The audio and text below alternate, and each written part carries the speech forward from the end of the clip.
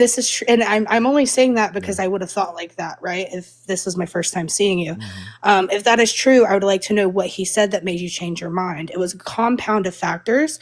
One thing is that he made it very apparent to me that I had a privilege, and the fact that I can go to an event without worrying about having to catch the measles or the mumps or having to worry about catching COVID or the flu. And that's a privilege of living in America. And the second thing that he did for me that was super beneficial, and then I'll shut my mouth, was that he actually not only, stresses the importance of vaccines, but he did a bit on measles and about what that actually does and how it attacks your body. And I found that very beneficial to me as someone who was never taught that, and why vaccines are so important and how they actually change our life and increase our lifespan, right? And so having all of those factors mitigated, it made me realize that this is a public safety issue and that I need to get vaccinated for the safety of people around me. Nice. I love it. Yeah, I think that we spend too much time talking about vaccine side effects and not enough time talking about the things that vaccines are preventing, which is the viruses and stuff. And I think that was a conscious choice that I made. And so that's so cool to that someone else saw that and it was and actually was changed by that. I think that's so cool. And thank you. Yeah, thank you for sharing. And I appreciate. I see you, Jordan. And yeah, I think it's so cool. It's so interesting, like your journey and you being open and talking about it.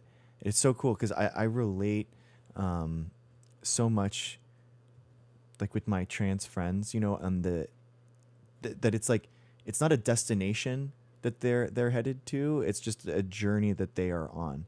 And I relate to that so much in the fact that it's like I feel like I'm kind of trying to rediscover myself a lot. Not gender wise, obviously, but like I feel like I'm reinventing myself like kind of like every year.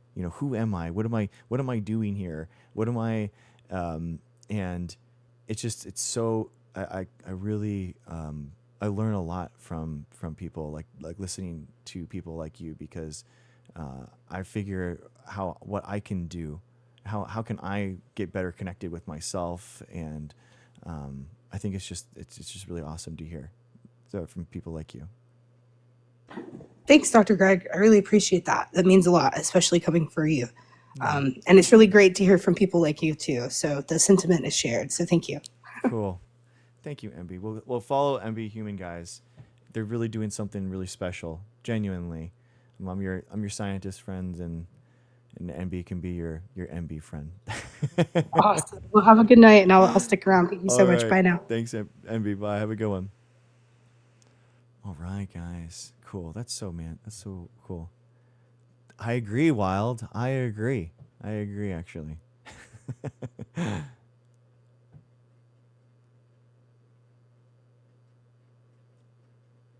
Jordan, how's it going? Oh, crap. Hi. Wait, did that work? Ooh, excuse Yeah, you're me. here. All right, I'm here. Hey, Hi. How are you? thank you. Good. How are you doing? Good. Did you see Awkward the silence. did you listen to the the disinformation thing that we were going over? No, I did not. Oh, okay. Yeah, we're looking. Someone that was anti-vaccine gave us a Oh. piece of information, Yes, and please tell me. Please tell me. yeah, so we're reviewing that, and then we're gonna their Senate hearing just now came through, and so they testified in the Senate, and they uploaded something that we just went over, and now there's a video of them in the Senate that we're gonna watch. So, how do you Right. know that something is real or not? What do you think about when you're reading something to know if it's factual? Okay. I don't know. I have a husband who is very right-sided, Mm-hmm. and I know a lot of AI exists. Yeah. So you have to use your best judgment. Yeah. I Yeah, don't I know. agree. I agree. Yeah, I think something And you that know what? mhm. Dr. Go. Egg, you know what's crazy is I work with a doctor all day, every day. Like all day, every day. She was an ER doctor.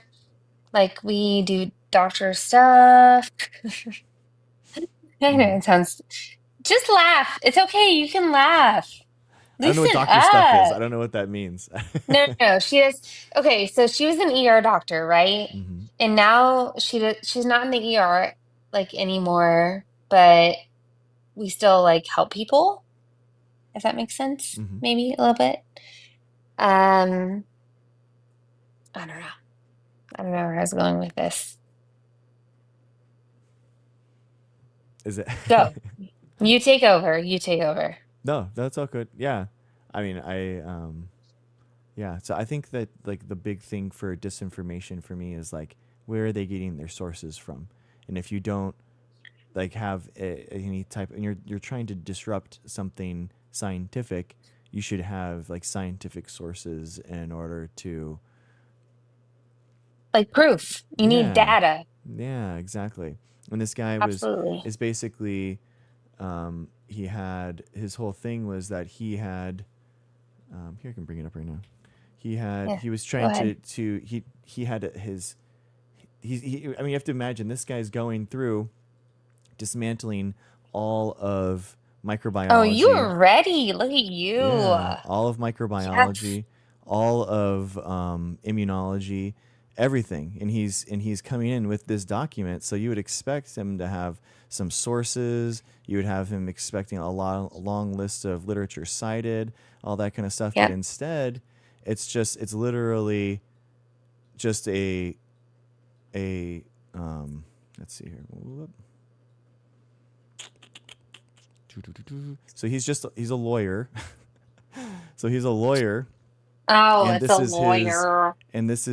little like clinical trial thing, and this is his the Henry Ford study. This is what it is. But the Henry Ford study, we know we know the Henry Ford study because this is used a lot, and this is not a study. This is just something that was uploaded once to the Senate. So now they Is this talk about a like study. Wikipedia? Not even Wikipedia. It's just a literally a Microsoft Word document that was just No way, uploaded to Jose. this. Yeah, not no peer review, no publication, never gone into to a journal, nothing like that. And they have they just copied and pasted their this quote unquote study that has look at this no literature cited look at for in-text citations. We're looking for any type of way that they are previous literature that Like they're being sourcing, anything legit? like that. Not nothing. And then they just copy and paste the study, quote unquote, the study again, not just nothing. This is not scientific, guys. I mean, right? I mean, this is just they're copying and pasting the other quote unquote study to try to solve it. And this is one of the Plagiarism? yeah from one of the tables. One of the tables. I mean, normally, guys, you have tables. You have mathematical methods, you have materials and methods, you have everything that you're showing. Again, they're just showing a table again, and then now we have p-values in an outcome. I mean, you normally this isn't how this type of data is pushed or shown. I mean, this is kind of just weird. Um, no, again, guys, this is it's just it. These aren't serious people. This is a table that out of a chart out of nowhere. Um, Again, no statistical significance on it. You normally have statistical significance on each of the y-axes at individual points. I mean, do they really think that there's that type of smoothness? Are there different points that they're drawing in between there? It's just nonsense. And then at the very end here, for instead of works cited, what would you have? You'd have works cited, you'd have bibliography, whatever you would want. They just have this is the end of the document. I just want to show you. They have a meme. They have an actual meme, something that they found in an anti-vax circle instead of like any type of citation, literature cited, nothing. Wait, can you scroll up? Hold on, scroll up Yeah. all the way, all the way, all the way. Oh, all the way to the top? Like all, yeah. Yeah. Where did this come from? This was a lawyer that's been going around on right-wing shows. So he goes Okay. this is a guy that goes on to right-wing Aaron podcast. Siri? Yeah, he goes onto right-wing podcasts. So he's a grifter. So he's getting Okay. paid to go onto these right-wing shows, Tucker Carlson, Mm-hmm. all these shows, and he gets paid to grift as an expert on this, as if he knows better than the entire field of science. He is paid for these TV appearances to act as an expert, as a medical expert, and he has no idea about any of these things. He hasn't done any of the work. He hasn't done any due diligence to understand what he's talking about at all, but he's brought on as an expert to all of these things, which is just insane to me. Like, normally, guys, if you were actually serious about this, if you were actually, if what he was talking about was actually true, what you would do is you would commission a study and you would show what he is saying is true. That is the process of actually proving something with science. And instead, you have someone that has nothing to lose, right? He doesn't have anything to lose here. He has everything to gain because he is getting paid money in order to go on these TV appearances, and he doesn't have to produce anything novel. He doesn't have to produce any new studies, nothing to prove his claims.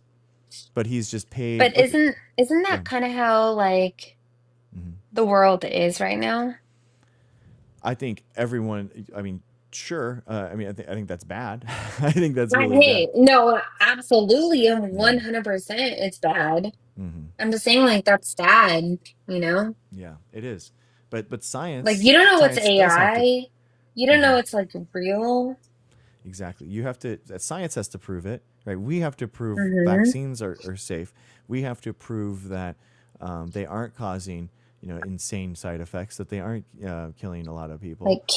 Like kids dropping on the football field I mean, of cardiac arrest. yeah. I mean, the problem is that that does happen really rarely with genetic disorders. So, and most kids are vaccinated. So, people that have rare genetic disorders, just sometimes that does happen. But that's happened before vaccines. It's going to happen afterwards. So, it does Hmm. happen. No, it doesn't, Amy. See, again, that's just not. It's just not true. So, What did Amy say? it's happening a lot more often now. See? So yeah, See, yeah, Amy, exactly. that's how I feel too, But but it's not I don't true. know. But I it's don't not know true. though. So you can. So what would you do in order to find that? So we would Uh, study that, right? We would study the exactly. rate of those, and we could compare it against other places Hmm. that have different Hmm. vaccination rates or different vaccines, and it's not. You don't see that. Well, and you cannot believe anything the media says, right? So they're gonna say, "Oh, so and so had a heart attack on the field, hmm and this person did," hmm and then it's like 3 out of 1 million cases. hmm Yeah, yeah. One in a You million is no, like for real super rare. though, Yeah, I mean right? one. It's like, I mean one. So myocarditis rates like Okay, are super Dr. super rare. Dr. Ray, Yeah, yeah. that is not a real number. I Oh, just made okay. that shit up. Okay, well, I'm telling you the actual number is that I know what you know the yeah. number. I know. I just Yeah. want you to know that I know that you know the number, okay? Okay. Yeah. Okay, go. It's it it's it's super rare, and the thing is that the rate of actual problems that would be heart related, with the actual disease or the virus is on the order of 500% more often than Like the the vaccine. kids collapsing on the field. Yeah, myocarditis rates and stuff like that. Yeah, it's So it's 500 not times more. the COVID shot. Correct. Yeah, exactly. It's Why not? because it's 500 times higher with the the viruses. Hmm. Yeah, it's just it happens a lot more. The Myocarditis Foundation talks about it, and it's just not caused by the vaccine. You know, we just know that the Yeah. myocarditis rates, Amy. We have the studies. Yeah. Yeah. I agree.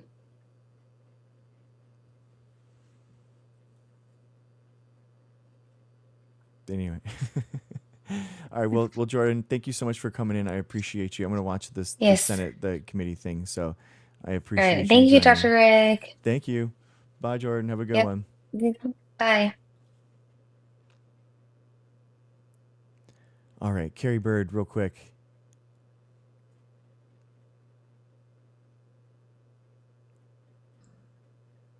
Hi, Carrie Bird. How's it going? Hi, can you Hi. hear me? I can hear you. I don't want to be too loud. You're good. I want you to tell me if I'm loud. You're good. What's up? Okay, so I like that girl. She's good. She's funny. Cool. Yeah, I Jordan's remember awesome. hearing about her before. I just, I'm so glad what you're doing. Like I told you before, yesterday was a sad day. It's my brother-in-law's anniversary of his death from COVID. Oh, dang. I'm sorry. So I know I told you about that, but I really want people to hear Mm-hmm. about, I know they don't think it's COVID, or they'll say it's something else, or I don't know where all this transpired, but it is what it is. I'm just going to say that's what happened. It was 2 weeks of hell, Mm-hmm. hearing his lungs collapse and die, and he couldn't breathe, and he was on everything. But anyway, Yeah. I was just wondering, do you remember the guy that in China that got COVID, the first guy? There Do you was remember? there was It was a like doctor. televised. Yeah, there was a doctor Yeah. that was one of the first ones that identified COVID-19 and thought that there was a something that was going on, and there was some type of weird thing that was happening, like with China. Like China had their civil rights thing, like with COVID, and that's separate than how they handled the science in regards to it. I think they did. Oh. They, in my opinion, I mean, they let the WHO come in with the data. There was some data that was not given out to the public, but it's actually there was a leak of that data so that we got it. They put it on a public server accidentally, so people were able to actually use that data, and in order to make sure it mapped onto the real data that we got from the WHO, and that did corroborate the both of them together. So, Oh. so Well, there do was, you yeah, remember there is some seeing stuff. him? That they like showed a picture of him like in bed dying. Do you remember that? He was young, doctor. Yeah, I there was a lot remember of them. seeing it on the news. There was a lot He of was them. the first one. Do you know even how to find that out? The first person that died of COVID? There was a lot of, I mean, there was a lot of them at the very beginning that were, that were treating this stuff, and they got the COVID infections at the beginning, and that's why we talk about the how brave it is that these public health workers are like going in there and helping these people at the very beginning, selflessly putting their lives on the line in order to help people. I know. That's what scared me the whole time. I was just like, and I had a friend that was a nurse, and so I kind of got to see the whole thing. That's why I was so scared. And when my brother-in-law said, "If I die, I die," and then he died a couple weeks later, I'm like, why?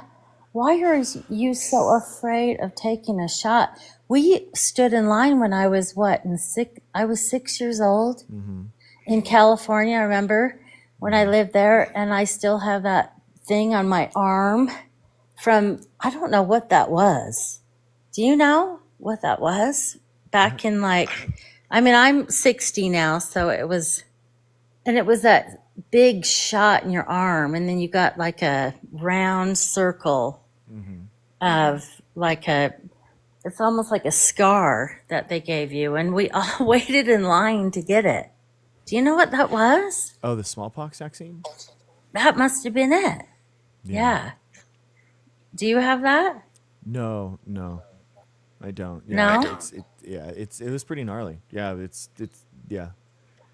But So was it because of that time? It was bad? we eradicated I'm- smallpox. Yeah. Oh, so that's why we all did that. How did everybody do it? I was Like, born in why 86. Yeah. Why aren't we like that now? Because smallpox is eradicated. I know, it's crazy. The patriotism that people had, and that herd immunity that people wanted to have, for looking out for one another. It's Yeah, I wish what? I had it back. And a lot of people, I think my dad and mom lived in California and they had parties and had fun. I don't think they knew anything about science. They just did it. Mm-hmm. And I'm so glad they did it. But I'm just so surprised. Why does everybody think they know everything and they didn't even go to school? It just boggles my mind. I don't know anything, and I went to school, so there you go. That's the problem. Oh, man. Well, you do. I mean, I don't know what would we do without science? Really? I know. I mean, isn't that how we have vaccines?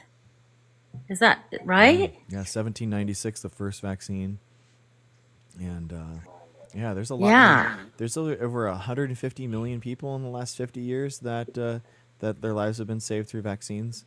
So it's crazy. No, MB, we haven't. So the smallpox is the only one that we've been able to actually eradicate. We got close with polio. Unfortunately, it's still around though. I wonder why with polio, because I know it was of the 1940s, right? Because I told you my dad had that infantile paralysis, and that is polio. But why didn't we get rid of that like we did smallpox? Do you know, because it was so long ago, or people just didn't stand in line, or? Yes.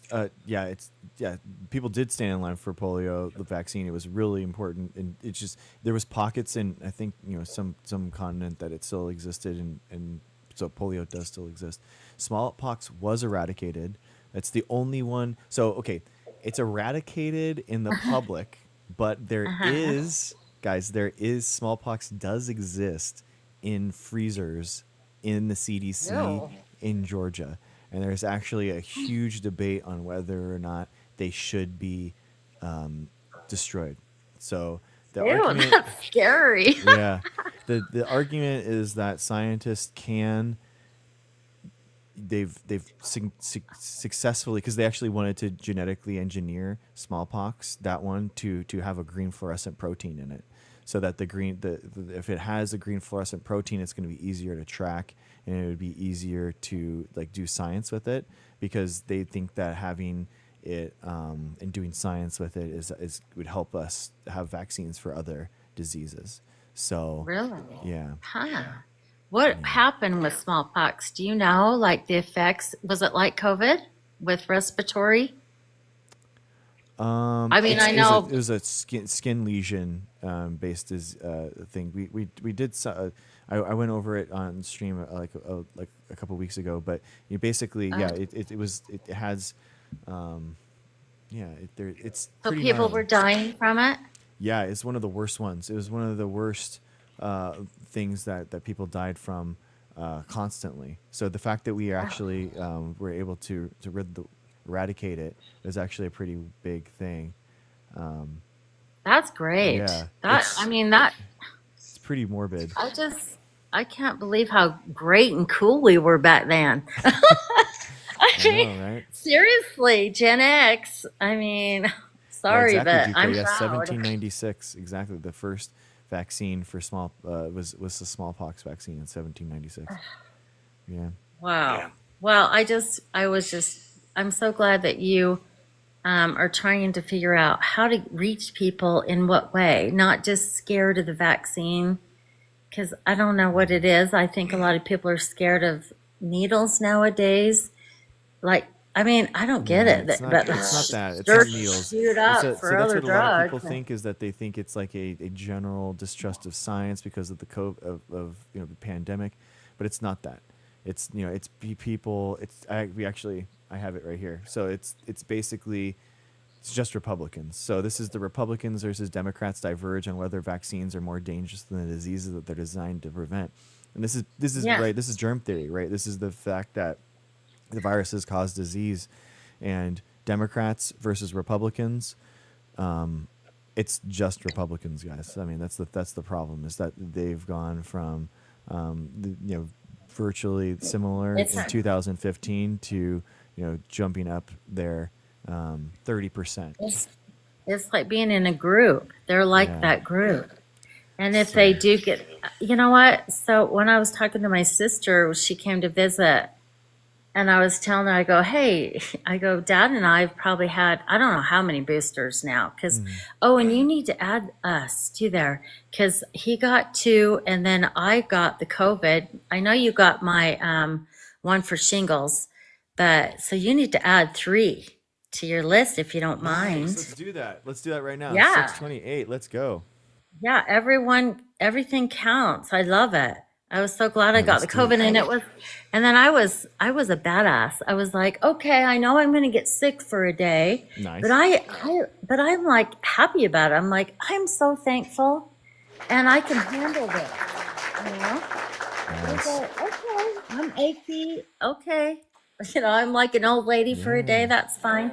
And then I'm fine, the next day. So people get so scared, and it's nothing to be scary. And then I told my sister, I'm like, Dad and I have had all of these, and you said that we were going to die and our arms going to be, we're going to have the China something, inside our bodies, and they're going to know everything about our bank accounts. But I'm like, you don't have any money anyway. What did you care? And I mean, it's so funny, and her husband died of it. That's And crazy. she That's so still wild. denies the vaccine. She still says, well, it wasn't really COVID. That's so I'm like, well, wild. what was it? What did he die of? And she's like, well, I don't know. He just died. And I'm like, why are you still in denial? Because it is true. It's because she goes to all those Republican rallies and everything. And she doesn't like Taylor Swift. And I'm like, what is going on? Why don't you like Taylor Swift? And even my granddaughter, she goes, oh, and she's only 8, and she said she doesn't like Taylor Swift because she likes Harris. I go, what? I go, this is not happening. For an 8-year-old to say that. That's wild. And she's the daughter of my son. What I told you, my son's got all those problems and has had COVID over and over and a vertigo. Yeah. And so Oh my gosh. they I tell people about that, by the way. That's a story that I tell people because it's just like It's just, so sad what he's going through and genuinely. his trauma, and he won't admit it. Well, he was even on TV. What? Do you realize? I mean, my cousin called me from San Bernardino. He goes, hey, what's your son doing on TV? Telling somebody they interviewed him in his truck about COVID. And he said it was a hoax. And I was so embarrassed. I was like, this is not happening. That's so wild. He goes, what is wrong with your son? I'm like, what? And then they interviewed this cute Mexican guy in this car. And he's like, I'm wearing my mask. I totally believe in it. And then there was my little smart-ass son that doesn't still believe in it. And his brother-in-law died of it. And he's had so many problems and had it COVID over because he travels all over and he always gets it. But I don't get it. It's like, I don't know. How many times do you need to be hit over the head? Yeah. I guess it's just the youth. They just are determined to prove something, and we're trying to prove something to them, and the scientists are trying to prove it. But then we have RFK in there that's kind of a weirdo, and he's like, oh, yeah, I don't know, but listen to me. I mean, we have politics in the family, and there's Dr. Oz saying all this. I'm like, I can't. I'm It's like, wild how many what? people believe RFK because of like him being a Kennedy. It's just crazy. And he was on that. They made a documentary that went out and went viral. It's like Vaxxed or something. So that's what they What? all. Really? Yeah. And he's like the main person in that. So it's crazy Can you because believe? he Go ahead. he even the CDC's even recommending the flu vaccine for everyone 6 months and above right now because there's more kids that are dying. I know that scares me. Yeah, it's really important. People getting. I know. I mean, I would say this regardless, but this one is specifically very bad because there's more young, healthy kids that are dying because of that. And And he did agree with it. yeah, yeah. And What? then Why doesn't? and also the MMR in response to the Texas MMR outbreak, they guys, Oh, I'm sorry, that's great. I have the MMR, empty and room. that's where my son lives in Texas. Don't tell me. Yeah, yeah, they said that they need to. Sorry, I was doing the vaccine party thing and I got distracted, guys. Let's do Oh, your do three it. for Oh, vaccine yeah, the party in party. 3, 2, 1. Two. Yes. Good job. Hey, Those are yeah. your 3. Sorry, Awesome. thank you, Ducre. So Thank you. proud. Sorry about that. That's awesome. Good. I'm So, glad you so, did it. so yeah, because there's a South Carolina measles outbreak that's happening right now too. So that in response to that, even the CDC ran by RFK is pushing the MMR vaccine. So Well, it's I'm glad about that. That's exactly, yeah, great. it's good, and that's what's crazy to me We're, is that like they know, like RFK knows that he's lying to these people. Like he knows that they're safe and effective. He knows that it's okay. Trump knows that vaccines are safe and and he effective. got He his just got vaccines. vaccines, Exactly. He's one of those the and I bet 628. Ivanka got He her vaccines and all her kids. exactly. So they know that they're lying. It's just the anti-vax people. It's just um, the anti-vax people that are being misled. He is lying, Caesar. He is. RFK is vaccinated. His kids are vaccinated. He recommends the flu vaccine. He recommends the Yeah, MMR vaccine.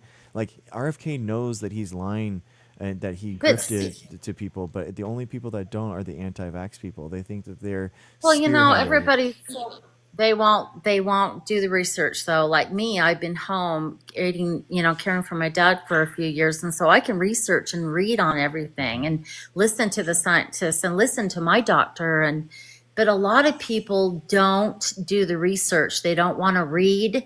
They just want to hear what they hear from their buddies, their trucker buddies, or they're a joke. They're like, yeah, I had COVID and it lasted an hour. Yeah. They're all joke. They joke about it, and it's gotten to be a really sour situation for all these people. They're like smartasses. They're like, well, yeah, bull crap. Well, show me the stats, show me the statistics. Where are you getting your information from? And nobody has it, because I've listened to Parker, I've listened to all Mm-hmm. of them for a couple years now, and they say the same thing, and everybody gets mad and they start yelling and getting mad.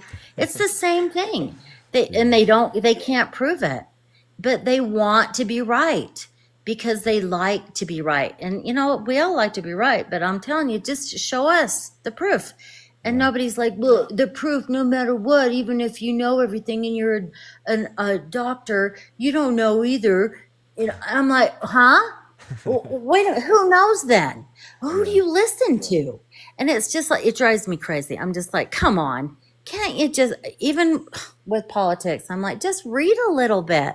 But everybody, like everybody said, well, they don't have time. And I Yeah. understand that. But but they all want to argue and say these stupid things. And they're like, oh, it wasn't researched long enough. I'm like, well, do you want to talk about the research on the polio vaccine? Yeah. How long do you think that took? I mean, come on now. How old are you guys? I mean, technology is crazy. I mean, we're flying all over the world. We got technology that's incredible. Yeah. Why don't you think that science, they can create an MMR vaccine that takes care of this stuff and eradicates stuff, and we can all work as a whole, civilization, and the whole world's shut down. This is not funny. And they're all like, well, it's a joke. I'm like, huh? I don't know. All I'm saying is, please, everybody, just kind of just try. I mean, I was fine. I'm 60. My dad's, 85. He's at every shot possible, and he's listened to Elvis Presley and dancing. I mean, he's not dying. I mean, what the hell is everybody still scared of? Yeah. I can see if you Exactly. said, hey, if you showed all these stats that said, hey, look, we got 50-50 here. It's a 50 or a 30. I mean, really, it's nothing for all the millions of people who have had the shots, right? And they're Exactly. okay. Yeah. So It's like anyway, 6 maybe we billion, can. 6 billion shots for the SARS-CoV-2. But when is it, like you said, is it ever going to be enough for everybody to believe it? And they're like, well, no, I'm in my own world. But anyway, I'll talk to you again. I just wanted to actually say that. And, I'm so proud of what you're doing. And Well, we thank do you. need to talk about how hard that was to watch suffering. And when you have polio or when you have measles, I mean, it's terrible, and show pictures of people. I don't think they understand the severity and how horrible it is for babies and children. Exactly. Maybe we need to show that in their faces more. You know what I mean? Like, Yeah. not just talk about it, but show it. I think So, I think that's a big so thing, and that was what MB was talking about when talking about the what the who was an anti-vaxxer, self-acclaimed, that we helped change their mind, and we got to talk about not adverse side effects of vaccines, but the real impacts of yes. the actual viruses and the Let's, pathogens. yes, like everything, like what's going on with and our babies. I mean, I don't even care if something happened to me, but these babies, we want to make sure these babies are okay and not suffer. Exactly. That's my main objective, is the babies, So Exactly. anyway, I'll let you go, and thank you. And Thank you, good Carrie. luck for your interview. I'm so excited to hear it goes. Thank you. Yeah, I mean, I'll I'm talk to you sure they're guys going about to it just one day. beg for you and make sure if they offer you anything, you better say, well, say the highest you can, because you deserve it. Thank But you. I'll let you go, and Thank you, I'll. Carrie. Okay, guys, everybody, listen to this guy. He's the best. Thank Good you, night. Carrie. Have a good one. Bye Appreciate bye. you. Sure, you got. All right. Okay, cool, guys. All right, we got okay, real quick, guys. Can you do me a big favor? Hit this heart thing. We got to level up this stream, guys. I know this is obviously the best stream on TikTok Live, obviously. But can you guys just hit this heart real quick? And thank you, Monica. Thank you. We hit 14,000 followers. That is unbelievable. I can't believe that, genuinely. Thank you guys so much. I appreciate you. I appreciate you watching, and I appreciate you guys so much. The real quick before we go and watch this Senate subcommittee. Thank you. Yeah, guys, my Linktree has my backup account that MB is talking about, just in case something ever happens to this one. Thank you to my latest super fan, Kathleen. Thank you so much. I always appreciate you. We have we're going to space, guys. Hello. Thank you to all of the top gifters. Thank you so much, Rapture, Bailey, Call Me Bob, Ducray, Kathleen, Keisha, Shadowcat, and then all the top likers. Kathleen, again, thank you so much. Bailey, Ashley, Diane, Keisha, Ducray, Helen. Thank you for everything, guys. Guys, my Patreons. Thank you to Mrs. Dr. G and Ado. I really appreciate you guys. Basically, with the problems that we're having and the future of science and the problems that we might have with banning and all that kind of stuff. Hi, Mrs. Dr. G. How are you? Patreon is really the best way that you can support the stream. So thank you so much. And guys, on Patreon, we have different levels of support. So we have like $3, $7, $12 a month options, not just like the $10 a month that we have on super fans on TikTok. And you also get some extra permissions in the Discord. So join the Discord, get it a special little promo, a little badge while you're there from the Patreon. Patreon is it's like a monthly thing, so that you can basically, it's like a monthly subscription thing where I get like 85% of of the thing, versus like TikTok, they basically take 50%. So the super fan is like $10 a month, but I get 5, and then Patreon I get like 85% of whatever it is. So that's just kind of the way. I'm just trying to be transparent. So I appreciate the Patreons a lot. I don't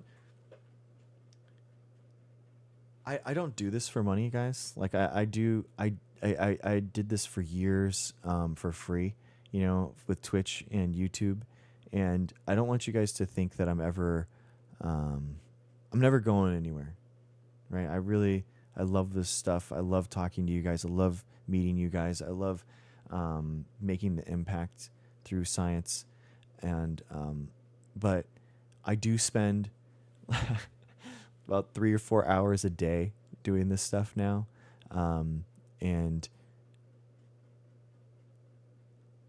I can justify it more by having some type of feedback on it, because I do have kids, and I have a family, and I live in San Diego, and it's expensive to live, and I normally had like a side hustle job where I'm trying to consult and stuff on the side, so I'm like making, and it just I'm basically doing that less because I'm doing this more, if that makes any sense.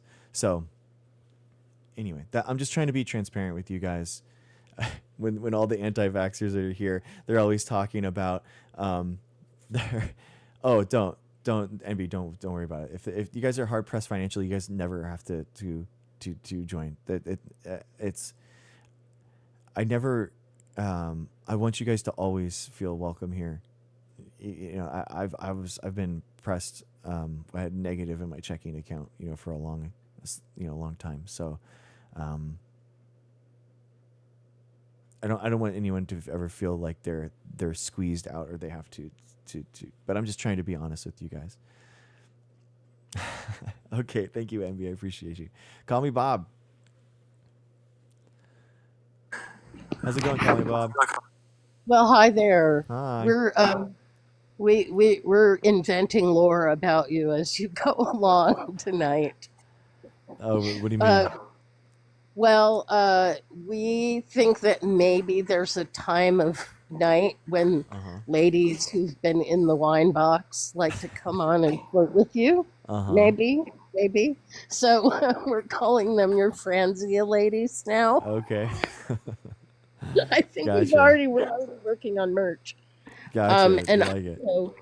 also, the last person was talking about reading about polio, and it reminded me there really is a very readable little history of the development of the polio vaccine called Polio, An American Story by David Ochinsky. Oh, And nice. I would recommend it to anybody who just wants to learn about that period of time and what really did happen with the Salk and Sabin vaccines. Yeah. And what motivated the country and how it developed and how long it took. And we are so fortunate to now have 26 vaccines we can give our infants. Exactly. Yeah. It's a privilege. It's like, it's like back when the measles vaccines were first coming about, the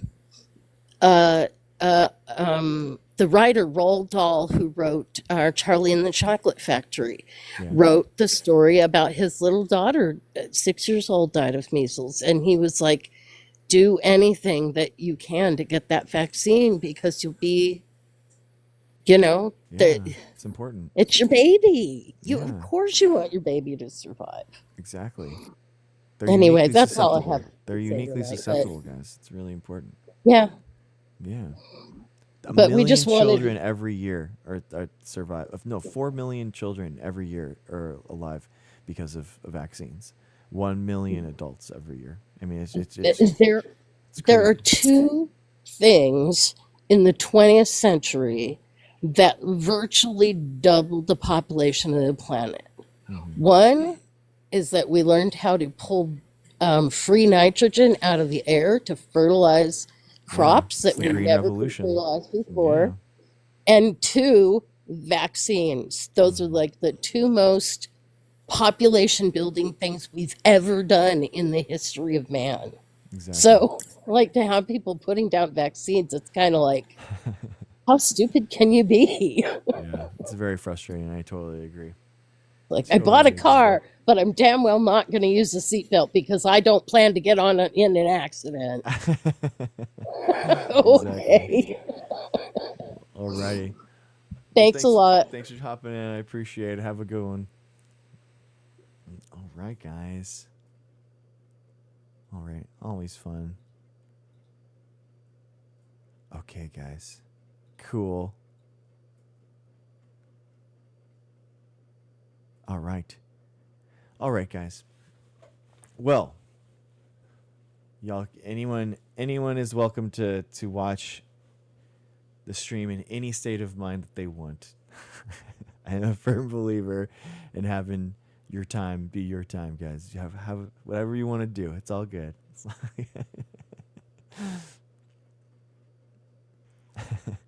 Hello. Oh, okay. All right. Okay. All right. Kettle. What is up, Kettle? Slap that back. Yeah, exactly.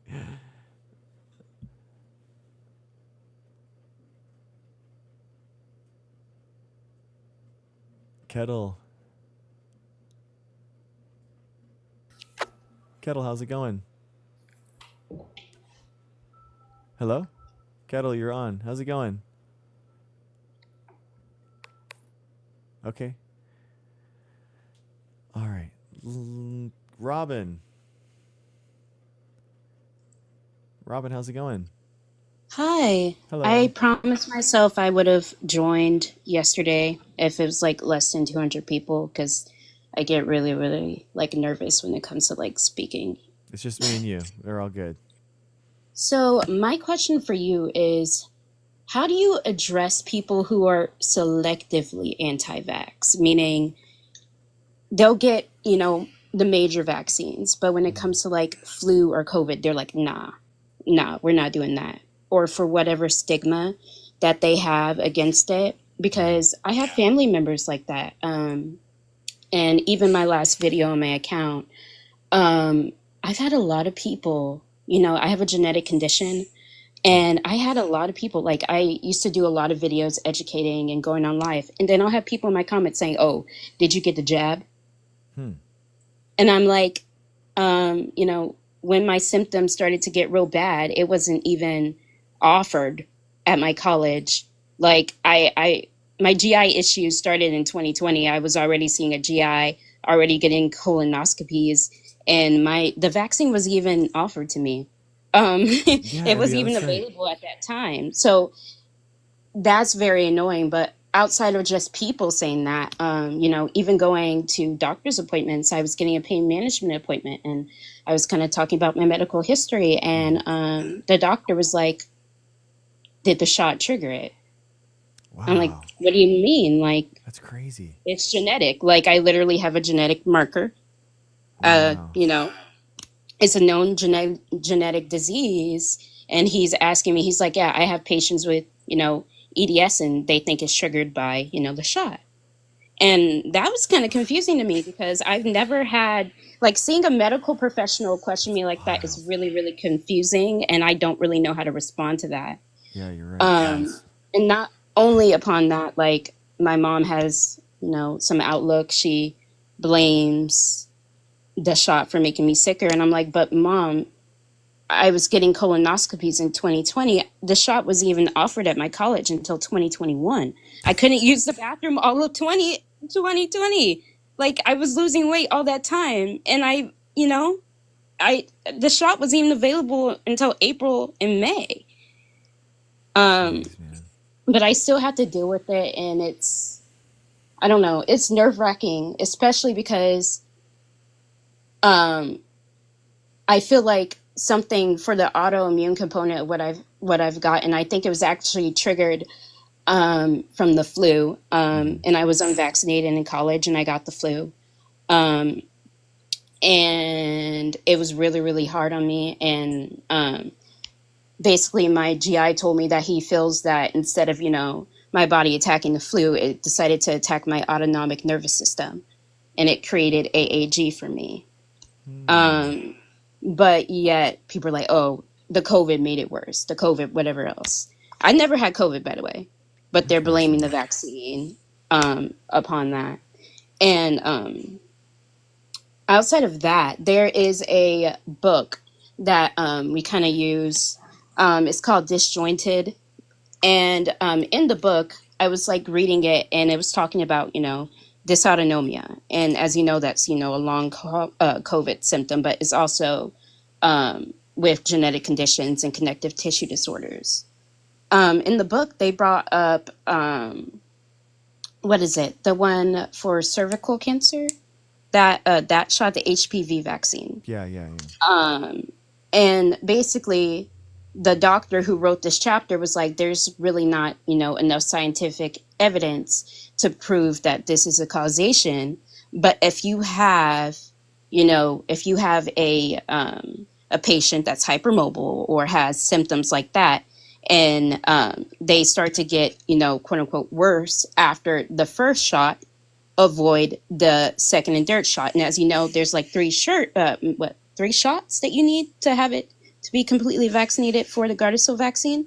But Okay. in this book, the doctor is recommending to avoid it. So that's also something that's brought up with the genetic condition, saying, oh, maybe the HPV made you worse. I didn't even know that I got it because, my mom was anti, me getting it when I was like 12 or 13, because she was like, she's not active. Why does she need it? Whatever.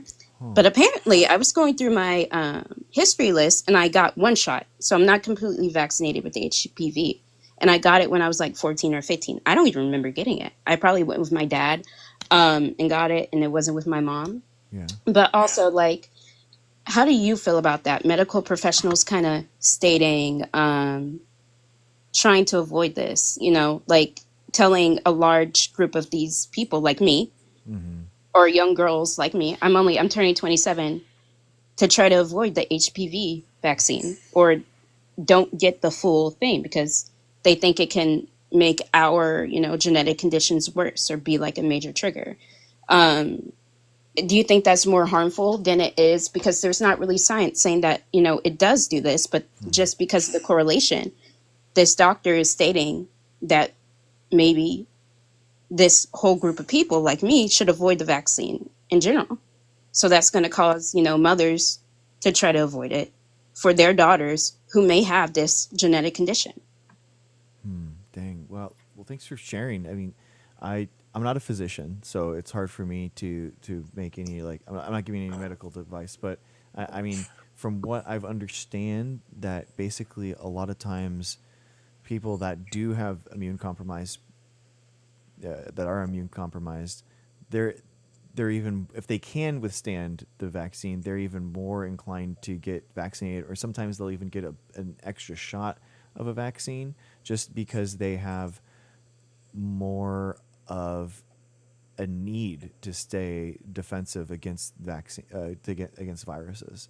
So a lot, basically, if someone isn't capable of having like an immune system, then they can't have like a they won't have live attenuated vaccines, or someone's actually like in our community that then needs to get antibodies in with a blood transfusion every month. So it's if you are capable of getting vaccinated, you definitely should.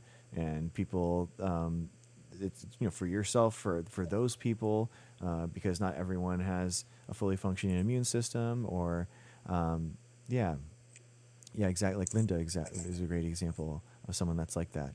So yeah, I think it is really frustrating. There are physicians that that will say vaccine disinformation. Unfortunately, for example, there are some that were during the pandemic. Oh, the pandemic's still ongoing, but they basically are stuck in their ways. And being a physician, they have some continuing education, but they don't necessarily stay up to date with everything. So they will say that the mRNA vaccine technology isn't tested or something like that, which isn't true. But unfortunately, because they have an MD and we've given those people those credentials, now they're kind of abusing those credentials and giving people misinformation, unfortunately. And I think it's very dangerous. I think it's incredibly dangerous, and we should, as the medical professionals, have to regulate their own and remove those credentials from those people, because they're literally harming people with their credentials, and the only reason people are listening to them is those credentials. So they have to be removed. So it's a really, really pervasive, unfortunately. The science is clear. The science is very clear that vaccines are incredibly effective, that these diseases are incredibly harmful, and I think that there are some physicians in good faith, that genuinely are kind of like, oh, maybe let's weigh some things, let's wait. But the problem is that a lot of and this happens a lot with hard science people in general, is that they're not really aware of what's happening on the other side. They're not really aware. They don't take sociology classes. They're not taking, they're not aware of the spread of mis or disinformation. And, for example, my mom passed away recently. And we were having the oncologist tell my dad that we've never seen a cancer like this before. And it was like, well, I don't think that maybe that's how he said it. That's how my dad interpreted it.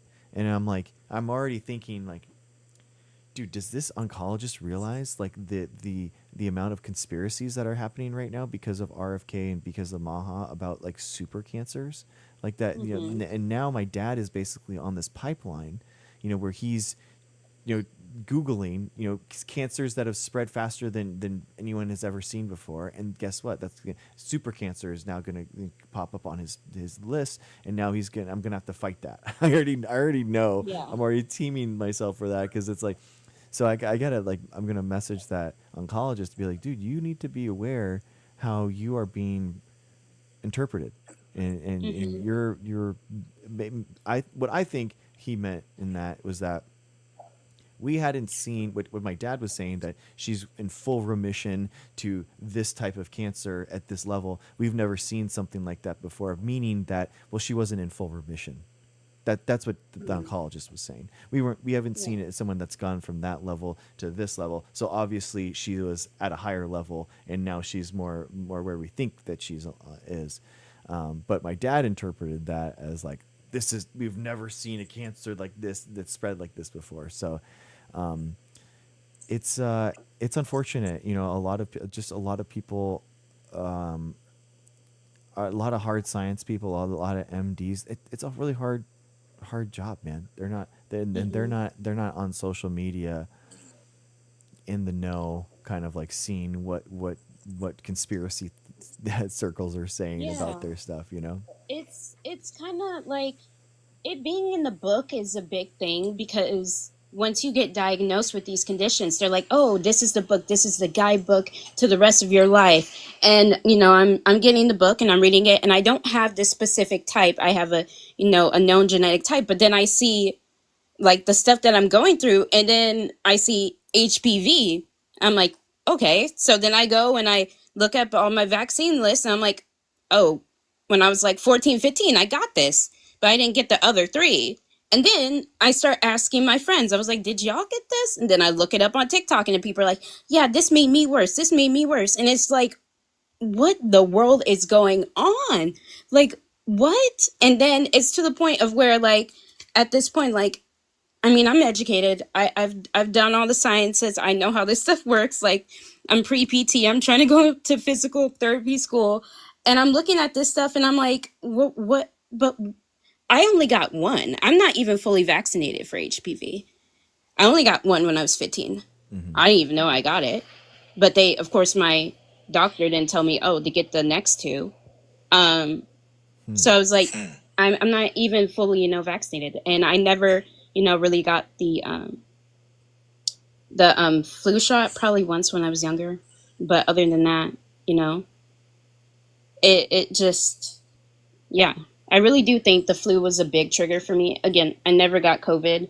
But it was like me and my dad, we both decided to get the shot when it became available for us. And it's interesting because my dad has chronic kidney disease, and he didn't know that he had chronic kidney disease. And I was thinking, if he was unvaccinated, I wonder how that would have made him worse, getting COVID.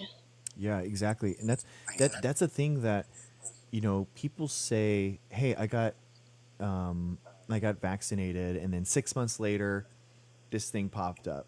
So that it's obviously from the vaccine, and it's like, actually, you probably got got a SARS-CoV-2 infection, and it sounded like something, the viral load transgressed into COVID-19, right? Within that, because not, SARS-CoV-2 and COVID-19 are different, just like HIV and AIDS are different. And if the viral load gets too high, then it transpires into COVID. And it sounds like you had a bad reaction to a SARS-CoV-2 infection, but that viral load was lower than it could have been because of the vaccine, and it actually prevented you from severe COVID symptoms, and you might have been in the hospital or even worse without the vaccine. But the problem is that we don't have two worlds, right? Where you got vaccinated in one and you didn't get vaccinated in the other one, and then you can see like, oh my God, like, dude, I would have died there. Like, I am so happy that I got vaccinated. But we do have epidemiology to tell us that. So we don't have two worlds, like a shadow world and a real world, but we do have epidemiology and population genetics, and we do have reports and stuff coming in, and we do know that people had died at 10 times the higher rate when they were unvaccinated during the pandemic, and we do know right now, Trisha, you know what?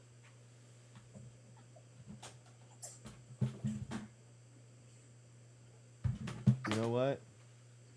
I don't normally do this, but here you go, Trisha. Yes. There it is. There's my PhD. There it is. Boom. Doctor of Philosophy. There you go. so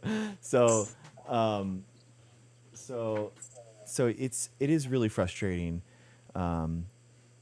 when long COVID is existing, and it's one of those things where long COVID is impacting a lot of people. Like the caller just before you had a healthy teenage son, completely fine, and guess what? He lives in constant vertigo, feels like he's gonna throw up constantly, and he's losing his hearing because of it. Yeah. And it's like, those are long COVID symptoms because it's a neurodegenerative disorder, and we're just beginning to study long COVID, and we're talking about 10 to 15% of COVID patients have that. So it's a lot of people. It's a lot. We estimate through epidemiology about 80% of the country got a SARS-CoV-2 infection. That's not from positive tests, but we know through genetic mutations of SARS-CoV-2 that's how many viral genomes that need to be out there in order to have the mutation rates that we have. And a lot of those are long COVID, and a lot of people don't know. They don't know. They don't know that they have it, but maybe they're feeling fatigued. Maybe they feel like tremors, or they have seizures, or they have loss of hearing or loss of smell, or they have a chronic infection of SARS-CoV-2 in one of their organ systems and they don't know about it. So it is we don't know, people don't know what they don't know, and part Yeah. of it is they don't know that long COVID exists. It's very harmful, and it drives me like mad when I see people who like downplay it or deny the existence of it at all. Hmm. Because my aunt, she passed away from it. Like Oh, I'm sorry to she hear. went to a mega church in Texas. They were not masking, and she was in the hospital. We couldn't see her, Hmm. and and it was like October of 2020 when that happened. So it is real. It's not fake, you know. And it's even to the point of the flu, where I think it's funny where people are like, "Oh, it's just a flu. It's just a flu. It's just a flu." Well, I got the flu, and it made me. And like my body started attacking my autonomic nervous system. Like these people don't even know what an autonomic nervous system is. Like they probably didn't even know that could be attacked. Yeah. Like my blood pressure is low all the time. Like I can't eat. Like the flu messed me up, and I never really had like I didn't know what was happening. I was like 20, 22 in Hmm. college. I was in the library and I didn't know, and my back started hurting almost like a snap. And I was like, why does my back hurt? Wow. And I was like, that's weird. And then I was like, whatever. I'm like, maybe, I'm a dancer. So whatever. And, the people eat right, do yoga. I was doing yoga. I was trying to be a yoga teacher, but, that didn't work. Eat right. I was vegetarian and I'm still where I am. So I didn't even know. And, I went back to my room and I was like, oh, maybe I have a cold or something. So I took some Robitussin, woke up in sweats, and I was like, oh no.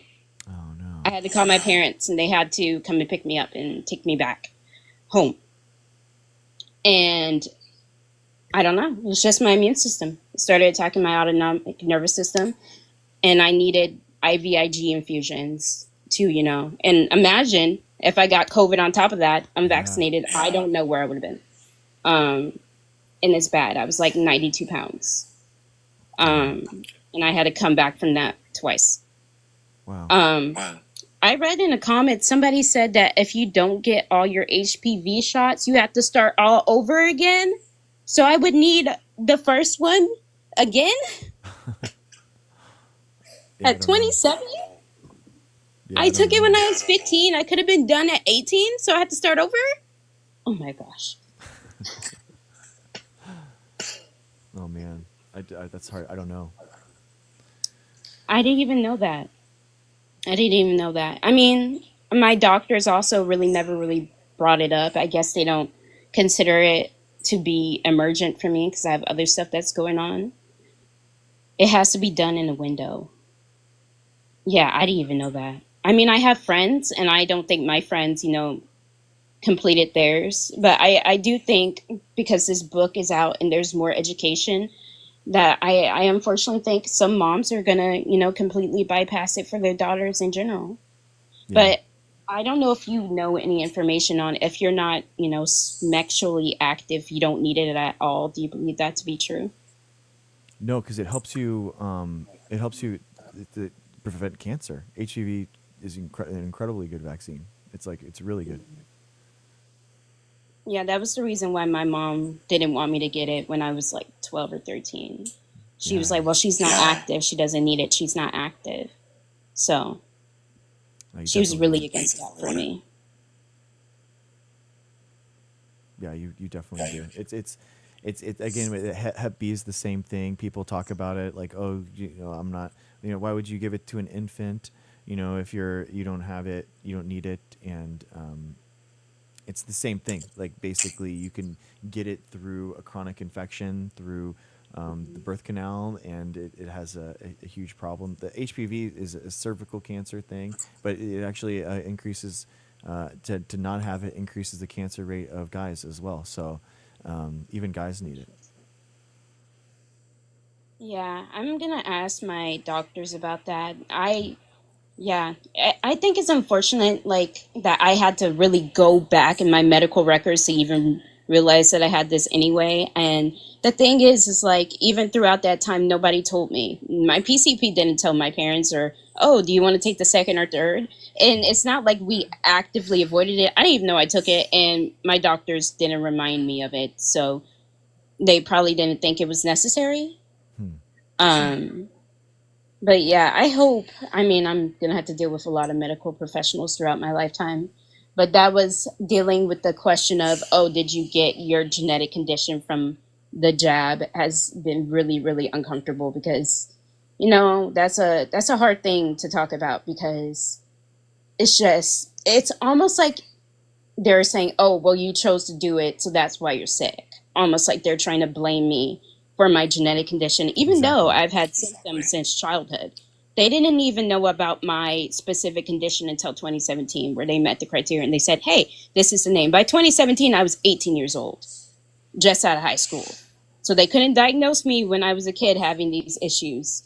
But, you know, I don't know. It seems like they always want to blame the person. Like, oh, it's your fault. You took this, and I have to deal that with my mom. Every time I'm sick, I wish you never took it. I wish you never took it. And it's a lot on my mental health.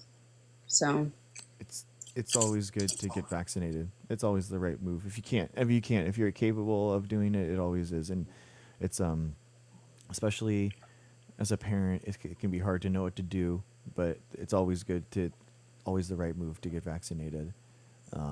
It's it, there are a lot of like self doubts and there's no natural routes to vaccine to vaccines, but that's the whole point, Ruben.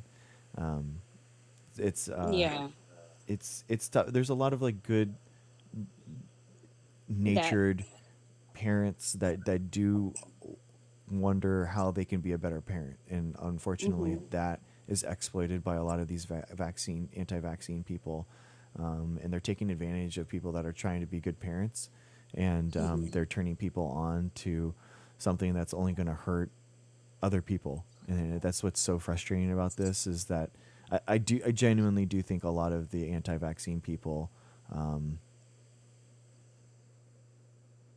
they can be. I think that a lot of the people that are anti-vaccine are trying to do something good for their body and good for their kids, but unfortunately, they're being turned on by grifters and people that are lying to them, as opposed to medical scientists. I've always like considered it, like, you know, since I wanted to be a yoga teacher, they're like, oh, you can do, you know, go to Ayurveda, do all this, go see chiropractors and stuff. And I'm gonna be honest, a chiropractor told me for my PCOS to try inositol. It messed me up so bad. And it messed me up to the point where like my entire body was messed up, and then I had to go back to my doctor to try to fix the issue because I stopped taking. Oh, you cut out. You said you Medication that they put me on sent me into psychosis. It was not good, and I was like, and it's so wild because they're like, you need to heal your gut. You need to heal your gut. Like, I'm in gastric failure. My intestines don't work. So you're telling me that I need to take all these herbs and stuff to heal my gut, and I'm not draining my lymphatic system enough. And then I need to get adjusted and all this other stuff. And then it's like, first of all, I can't even afford you. Second of all, I've had reactions to the natural herb stuff you're trying to give me. And then when you mess me up, you're like, oh, my bad. Sorry, you're too complex. But I spent $500 trying to talk to you and get all these tests. And I'm here more messed up. And if I could have just stayed and listened to what my doctor told me, I wouldn't have been there. Like, I tried to get off my medication. My blood sugar went bonkers. And they're like, you know, you need to try inositol. It's a natural herb. I'm allergic to inositol. They wouldn't have known that. Yeah, they're talking about giving me adjustments and stuff.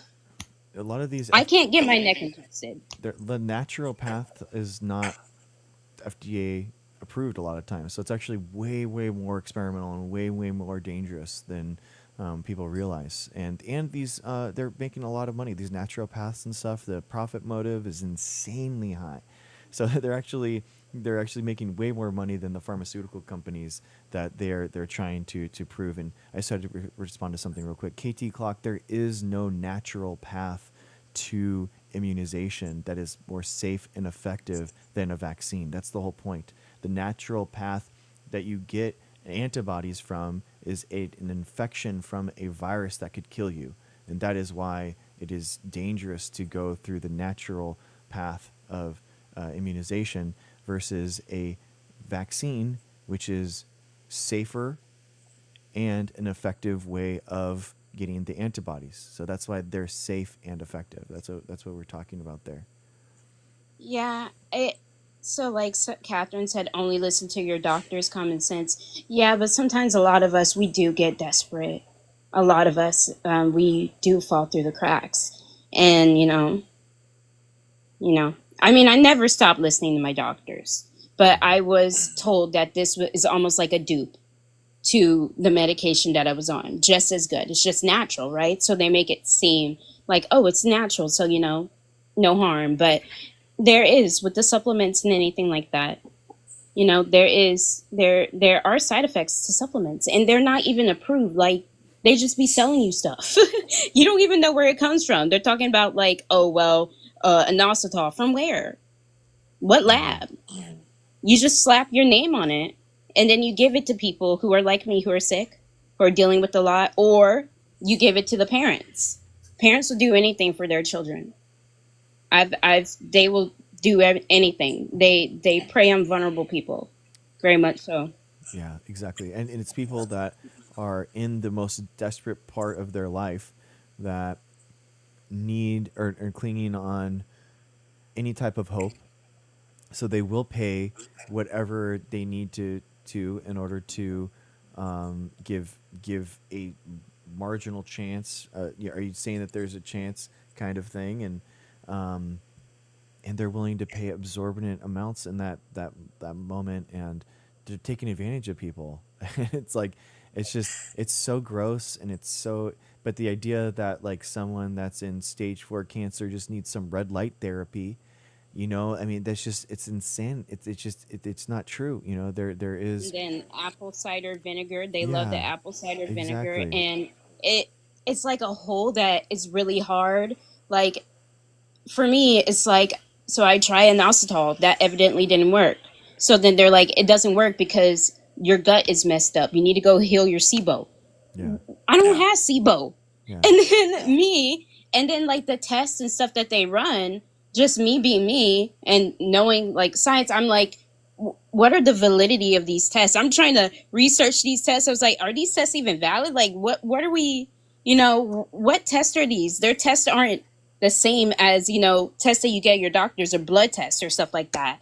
And like, for example, they're testing like IgG and not IgE, but they say you need to remove everything that's IgG, but IgG is not, giving you the reactions that IgE is. So like, what are we doing here?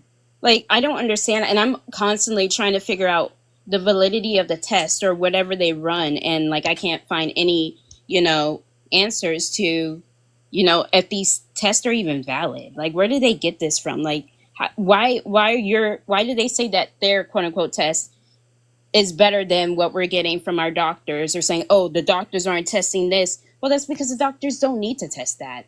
Mm-hmm. Yeah, doctors aren't scientists. It's very important for people to realize that the actual figuring out whether or not something is effective as a treatment isn't happening at the point of care. This is, that's what the FDA trials are for. I mean, and that it already is gone through that period where an independent group of scientists, separate than the pharmaceutical company. It's really important for people to realize that, separate than the pharmaceutical company that is selling the drug, another third-party team of scientists checks the validity of those claims and says whether or not they're doing what they say that they're going to do. And a lot of times it doesn't do it, and a lot of times it isn't approved by the FDA. I mean, the FDA is notoriously in the United States very stingy on what it allows. So that's why a lot of these, uh, you know, homeopathy stuff, they don't pass the tests because it's very stringent on what they allow the FDA. So They never talk about the side effects of these supplements at exactly. all either. I didn't know that the side effect for me was going to be what it was. It made me worse. And then when I said that it was making me worse, they were saying that, oh well, it's because your gut. You need to heal your gut first. You need to do all this other stuff first. And I'm And like, you want me to pay you $100 so you can heal my gut? Like, what do you mean? And the claims that they make. So I have gastroparesis. I've had people tell me, oh well, I've had patients with gastroparesis and now they're eating fully again. I mhm. took someone out of intestinal failure. You know, you eat raw liver and you're not going to be in intestinal failure anymore. I'm gonna get you off of TPN and tube feeds. And the biggest thing for me, and I don't know if you can answer this, but this is the biggest thing. Why do they say that my gene can be turned off? They're like, oh, well, your gene can be turned off and on. You need to be in the right environment, and then your gene will be turned off and you'll be normal. And I was like, how do you know that a gene is turned off? Like, have you tested somebody that see that they no longer have the gene? How are you saying that my gene can be turned off and on? Like, where does that come from? Do you know? They say it's epigenetics. They said Yeah. my gene that it's called it's called Mhm. tenascin XB. Um, they said it can be turned off. What are they talking about? Do you know? I mean, Is there proof of that? so epigenetics is the way that portions of your genome are turned, like, are silenced through methylation. So basically, you know, if in a high stress moment or something like that, you have portions of your genome that is silenced, and then they could that's that does happen, right? Epigenetics is real, but the way that that portion of your genome, I mean, that would have to be, all your cells would have to have all of that portion unsilenced at the same time. So it'd be very, I mean, if it's a genetic change, then it's not epigenetics, right? So the epigenetics is the silencing of a portion of the genome, but an actual genetic change is a change in the genome itself. So it's not an epigenetic marker at all. Does that make sense? Yeah, I've had a lot of them, like, I guess, snake oil salesmen saying that, and I'm just like, how are you going to turn off a gene for me? Like, my parents are carriers. My gene is autosomal recessive, Yeah. so can you turn theirs off too? Like, how does this work? Yeah, Like, exactly. this So doesn't make any sense. Like, you're how right. can a chiropractor turn off my gene?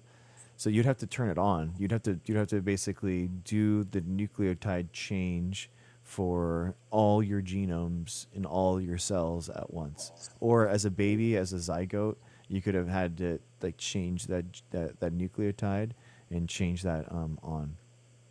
So So it's incredibly rare. they're I mean, just making up stuff, yeah, trying to exactly. charge you with stuff, Yeah, yeah. I mean, they and are. I mean, that's what. that is what is there are humans that are being gene edited right now at that stage. So there's few diseases that basically correlate with a very, very few nucleotide changes, and we do now have the molecular capabilities to specifically change those, and fix those errors, and it's incredibly effective for those people, and it's creating ways that, people are, having improved quality of life because of that. So it's incredible. But They do think they're CRISPR, apparently, and they think they know about everything and how to treat it, and it's getting wild. And a lot of Ruben, that is people not are. true. I'm sorry, Ruben. I have to. Sorry. Their frequency machines can change cellular patterns. No, they cannot, dude. That is not true at all. I'm sorry. Again, this is you can't. It's not true.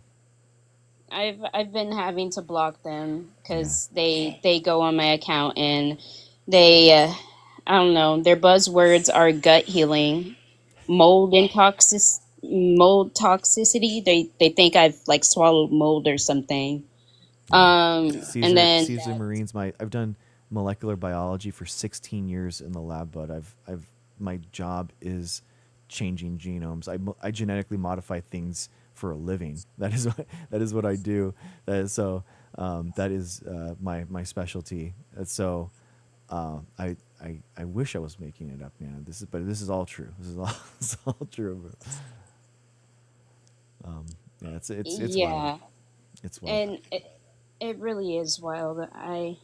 But thank you for talking to Yeah, me and, man. making this information a little bit more clear.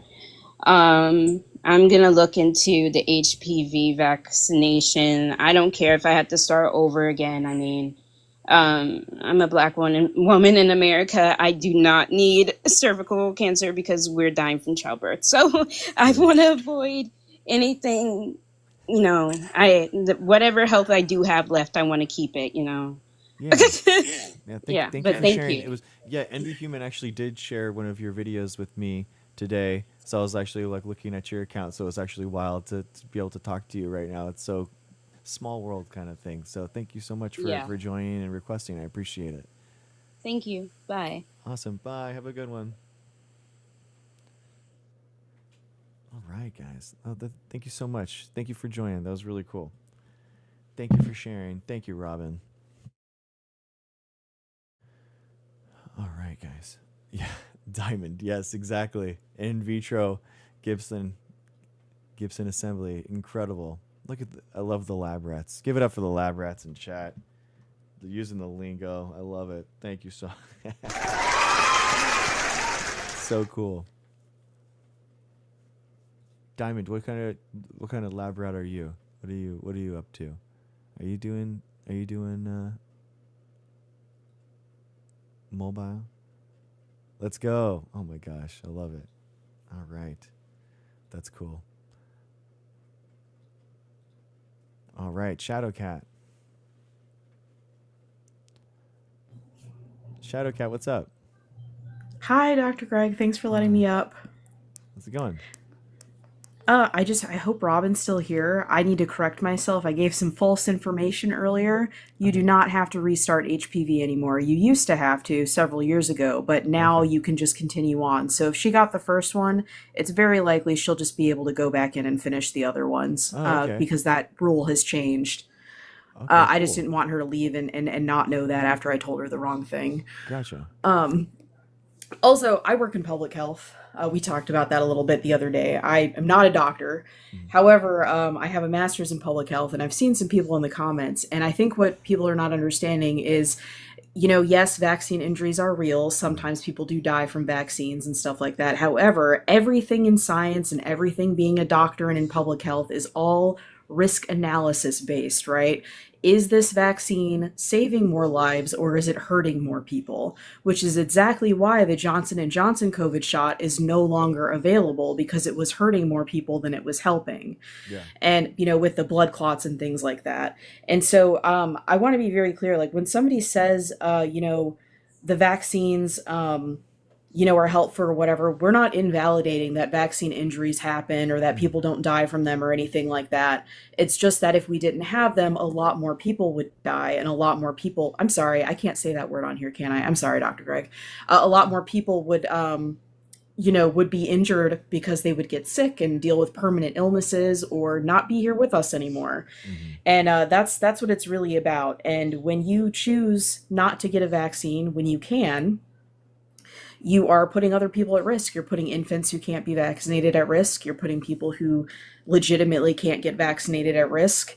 And to me, I'll be honest, this is my opinion, not Dr. Greg's, okay? I'm not going to speak for him, but it's selfish, in my opinion. It really just is selfish to anybody you know in your life who has ever been sick, who can't get a vaccine and you choose not to.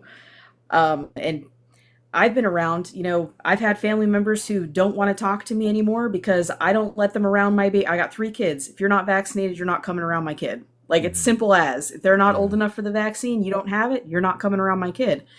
And people have to stay strong in their convictions and everything, but it really is science, and it's cost and risk analysis when you're dealing with these things. Yeah, I totally agree. And I do think, I'm not a medical doctor, so I'm but this, hey, I do think a lot of these vaccine injuries, especially with SARS-CoV-2, is psychosomatic. I genuinely do. I think that like the myocarditis risk and stuff that people are coming with are kind of like you have this anxiety induced by a lot of this social media stuff. You know, I mean, imagine a world where you just had something injected into you and you don't understand what's inside of it, and then you go and it's just day after day, thing after thing that you watch is, oh my gosh, it's poison inside you. It's poison. You're gonna die. It's gonna poison. There's poison in you, and you're just like, what is going on? And so then your anxiety starts going, your heart rate's going up. Like, oh man, what's going on? You know. So I do think that a lot of it is anxiety from just the social media and the disinformation that's happening because of that. So I think that there are adverse side effects. There's adverse events that happen. But a lot of it, in talking to people, I mean, a lot of people think that they're also they're infected with a virus when they're getting the vaccine. So they think that the immune response, and they think that the increased temperature that you have in response to that, to the antigens that are presented in the vaccines, they think that that's them getting infected because of a virus. They think every time that I get a vaccine, I get an infection and I get the flu. And you're like, that's not what that is. And they think that is either an infection from the flu itself, or they think that itself, that the increase in the temperature is a vaccine side effect, which is not right. That is not that is not an adverse side effect of the vaccine. That is you building your immune system, and that is your immune system responding in kind. So I think Yeah. that it's a lot of misinformation and people not understanding what's actually happening. I definitely agree with that. Sometimes people can be allergic to, like my kids are allergic to eggs. They carry EpiPens and everything.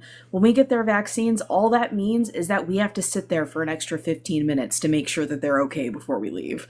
You know, the chances of it actually happening, even when I know for a fact my kids are allergic because they've been tested, they still get their vaccines and they're fine. So I agree with a lot of what you're saying, you know, and I mean, I don't know how far and deep you want to go into this about vaccines causing certain things. Go ahead. We talked about it the other day with the circumcised children and everything like that, and Tylenol. By the way, when a baby is circumcised, I mean, I know you know this, but when a baby is circumcised, they don't give them any kind of numbing cream, any kind of painkillers, any kind of Tylenol, nothing. They give them a little binky with some sugar water on it to make them stop crying, and then they do it. They're not getting any kind of medication when they do that to babies. Yeah, I don't. Yeah, it's just, it is wild to me. None of my kids are circumcised because I don't believe in genital mutilation. But thank you for that. It is. I don't understand the infatuation that they have with this stuff. Like why? It just doesn't make any sense. The way that they want these kids to be, they want them to be exposed to all these diseases and all these pathogens that could only cause them harm going forward. And it's just, but they care so much about them getting autism. Like that. Yes, That is the thing that they're so afraid of. Like. And you know what? I have a brother who has autism, and he lives by himself. He has a job. He's out doing what he needs to do, and he's just fine. Yeah. I would rather have my brother be here and be autistic than for him to be injured from, or dead from having an illness, Yes. and not be with us anymore. So I just think it's a little wild. Like I would rather have, like I said, my brother be here and be how he is and who he is, the lovely person that he is, than for him to not be here because he didn't get vaccinated. And I genuinely do not believe that any vaccination that he received gave him autism. It's very, there's a very strong genetic link if somebody has it in your family with between ADHD and autism, that if you have one in your family, you probably have the other one somewhere. And if a child has it, it's something upwards of 80% that one of your parents has it Yeah, exactly. as well. It's a, it, in exactly. All and you have a lot of parents that are going to these pediatrician appointments that are going like, oh, actually, I have a lot of the symptoms. Oh my gosh, like we actually share a lot, like what's going on, and that's incredible. I didn't know that that we shared that. And by the way, let me go to. I'm gonna go play with my train set for a couple days. When it's like, it's like let Grandpa have his train time. Okay. So it's so weird to me. It's so funny that you have RFK being like, I've never met an autistic kid as as an adult, and I'm like, bro, like my grandpa's like the man, his garage. I'm like thinking back at it, and I'm like, geez, dude, like no, I mean, I'm. There's more tests than just that, But I'm thinking back at it, going like, "There's no way, man." Like, I don't know. It's just, it's these people. Well, It's weird. Go ahead. I'm the oldest of 6 kids, and Oh four of wow. us have been diagnosed with ADHD. Uh huh. Four of us out of six. So, and then obviously my one brother, he also has autism as well. But it's just wild to me because like my mom, this is weird. My mom is one of those people who's like, oh, nobody had this when I was a kid. Nobody was allergic to peanuts. No, they were. It's just nobody understood that like this kid who was sick all the time actually had asthma, or this kid who was sick all the time was having reactions to things. It's Exactly. not that, it's just because we didn't have the tests for it and we didn't have the knowledge and understanding. But I don't want to take up too much of your time. Exactly. I just wanted to make sure I No, it's corrected true. myself before Robin went away with the wrong stuff. And it's like, and I mean, what also didn't exist 200 years ago, guys? Like left-handed people didn't exist because everyone had to write with their right hand. Everyone was I'm forced to left-handed. write with right. Exactly, you would be forced to write with your right hand, or what else? And and then like because of those left-handed people being allowed in the world, now we've discovered that left-handedness is a spectrum, right? And ambidextrous people exist. Like that's incredible. We Hmm. wouldn't. How do we have known about ambidextrous people if you were only forced to write with your right hand? It's like, come on, guys. Like humans are very diverse. There's a lot going on. We are learning about people, and it's like there's a beauty in that, right? There is a beauty that exists, and I just it's very frustrating that people are they don't want to learn. They don't want to protect people. They want to, um, but they don't want to learn about the viruses and pathogens and all those things that are protecting us, that are being that are being that vaccines are protecting us from. It just blows my mind. Yes, I just want to say one more thing. I saw somebody in the comments, a woman, say that they have autism and that they should still just be allowed to exist. And I just want to say, you're absolutely right. You should. And I'm sorry that anybody in your life made you feel like you couldn't. Because Mm. you do deserve. You deserve to have a happy life, and you deserve to, have your interests and do the things you want to do. And you deserve to not feel bad about that. Yeah, yeah, exactly. Yeah, exactly. What like why exactly. Yeah, beautifully said. But Totally Dr. agree. Greg, thank you so much for letting me up. I don't want to take, all of your time or whatever, but I really do love what you're doing up here. Oh, thank you, Shadow. I appreciate you, Shadow Cat. Thank you for coming up. I appreciate you. Have a good night. Bye. Thank you. You Bye. too. NB, I am not sleepy. We're going. We're going all night. I'm feeling good. We're going. I'm ready. I'm ready, guys. Guys, hit the little heart here. Can you please? We gotta level up the stream. I appreciate you. Are we, Katie? Is that true? I don't think that that's correct. I literally just showed my PhD. I don't understand. Thank you, guys. Wow. Thank you. Thank you. Thank you. I appreciate you. Um, also, I just want to thank all the gifters and stuff real quick. Thank you to our Patreons. Thank you so much. I appreciate that. Mrs. Dr. G and Ado, thank you so much for the Patreons. Also, Kathleen, thank you so much. I appreciate you so much. Thank you to the top gifters of the night. MB Human, Rapture, Call Me Bob, Ducray, Shadowcat, DN, Kathleen. Thank you so much. Thank you to the top likers. Thank you for 100,000 likes. Bailey, Kathleen, Keisha, Ashley, Diane, Ducray, Helen. Thank you guys so much. Also, the link tree, guys, has all my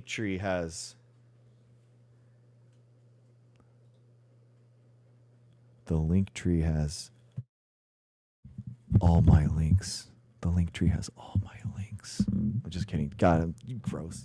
What do you guys? God, get out of here. Get out of here. All my Discord links, guys, my YouTube links, my Twitch links. God, what are you thinking about? What are you guys? You guys are crazy. You guys are, wait, what?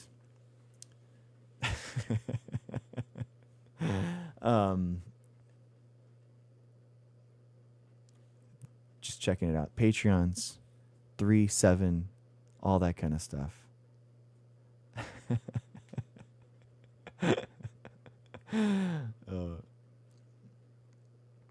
Oh yeah, that'd be sweet, Diamond. Dude, let's do it. Let's have it. Let's have it. Yeah, I mean, there's a mobile paper. I mean, my nanotech one, my nature nanotechnology one is interesting, that you would want the review. The 2013 Tran et al. That's interesting. That was a fusion partner for immunotoxins to kill non-Hodgkin's lymphoma stage 1 in mice. That's a good paper. That was my first undergrad paper. But yeah, my PhD was about like enabling molecular biology through nanotechnology, basically like nanotechnology being the carrier for the mobile, for kind of like a synthetic biology application. Yeah, that's kind of like my background. Guys, no, Ruben, that's not true. That's not how anything works, bud. That's not Ruben. Ruben, bro. Ruben, bro. I appreciate you being here, Ruben, but sometimes, bro, some of you guys, I don't understand how you can be here for so long. You've been for like dozens of hours, like dozens. Like you too, Light. I don't understand. Like you guys have been here for so long. You've asked the same questions sometimes, but it's okay. It's okay. As a professor, I had to say things like 3 times just to get through the door, and then you have to tell people like another 3 times in order for them to understand it. So it's it can be very, as a teacher, you can be very like, is it me? You know what I mean? You like take it personally. You're like, is it my problem? But it's okay. I understand. Yeah, exactly. Trump did take the sparkle bug. That's exactly right. And you know what? Trump is actually part of this 628 that we have here as a vaccine community, and we appreciate him enough. Bro, Ruben, natural pathways are chemicals too. So again, you're just using like chemical around then without any worry about what's going on. No, I don't think that we're closed-minded. No, I don't. The thing is that there's lots of different things that we test all the time. That's the whole point. We test them constantly. We're not closed-minded. We're constantly testing new ways and new pathways in order to figure out what's going on. Heidi, let's go. Heidi, let's go. 6:30, guys. 6:30. Heidi in 3. I love that. Heidi, that's good. I like that. Heidi in 3, 2, 1. Let's go. Heidi, we love you for getting vaccinated. Thank you for what you're doing. I appreciate you. We love you for being vaccinated here. I was a lecturer at UC Riverside for an undergraduate upper division microbiology class, and yeah, it's true. No, Ruben, that's not true. That's not the best way, because you are being exposed. Because you're being exposed to viruses that could kill you. That's why you don't want to do that. You don't want to build your immune systems naturally. You are taking too much risk that way. That's the whole reason. And with something like measles, you could actually, if you're such a fan of natural innate immunity, well, guess what? Measles wipes out your natural immunity. It attacks your T cells and B cells. So what happens is that it actually hurts you. It hurts your innate immune system. So it's called something like an immune amnesia. And immune amnesia means that your bank of antibodies that your body can create is wiped out. So no, it's not a good idea. I don't, VH. I don't not. I'm not a physician. I'm a scientist. So. Oh, Crow Woman. That's awesome, dude. That's cool. Yeah, I grew up in San Clemente. I went to San Diego for undergrad, and then I went to Riverside for my PhD, and now we're back in San Diego. So that's awesome. Thank you, Deanne. Thank you. I know. It's okay, guys. Don't. Ruben, we can, bro. It's okay. We can. It's all good. Nice, Shadow Cat. Nice.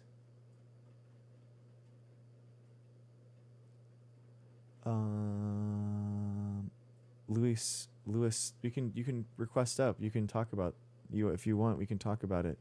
You don't have to do that. You don't have to be in. Why? It's so crazy. Like, I love that. It's so. Okay. For one, I love that we also. Oh, nice. No way. Call me Bob. No way. Dude, that's so cool. That's crazy. One,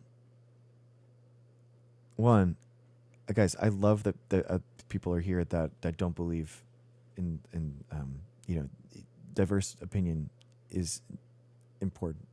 It just blows my mind how many people, their first thing is like, who pays me? It is just so wild to me when there's so many people that make insane amounts of money. Like people will be like, who pays you?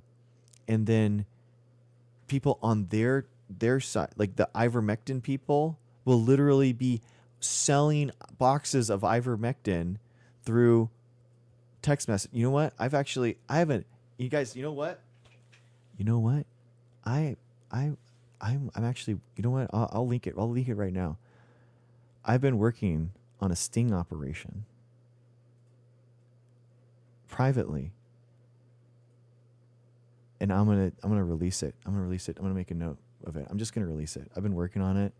I've been working on this in the background, and I'm gonna release it tomorrow. So look out for this video. So, yeah, I'm gonna release it.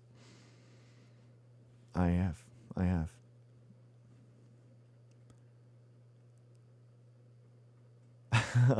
Oh, thank you, Diamond. Yeah, Markiplier. It's great. Thank you. I appreciate that. I know what you mean. I'm 38, so I get it. I'm totally serious. I have been working on it, and I've been going covert, trying to tackle how much these guys actually pay and what they actually do, and it is illegal. What they're doing is actually illegal. These ivermectin private sourced people are actually getting people. It is illegal. So it blows my mind. Like, guys, like imagine. I was like, I can't even say it. I can't even say it because I could get banned. That's what's crazy. What's so frustrating to me is that I just got off a 1 week ban for misinformation. Meanwhile, these guys are pushing this nonsense and making money off of it. The profit margin on them, it's so crazy. It makes me so mad. I can't even. I'm not a medical professional. I'm proud, guys. A PhD is the highest degree in academia. I'm proudly a PhD. You don't have to be a physician to be proud of your your academic attainment, guys. I'm proudly not a physician. I don't want to be a physician. So I'm proud of what I do. I'm proud of being a molecular biologist, being geneticist, working on nanotechnology. I love that stuff. I'm not ashamed of it. A lot of physicians talk to me and say, "Oh, no way, you've actually worked with CRISPR? Like, wow, that's really cool. Like, what do you think about CRISPR and what this kind of thing?" And we talk about gene therapy and we talk about nanotechnology and we talk about that kind of stuff. They think what I'm doing is really interesting and really cool. And I think what physicians do in giving back to the community and being part of someone that is trying to give back and help people in need, I appreciate them, right? So that's what's so cool about it. I am a Republican. I'm a Lincoln Republican. So this is a Republican stream, guys. This is a Republican stream only. We're all Republicans here. Thank you, Diamond.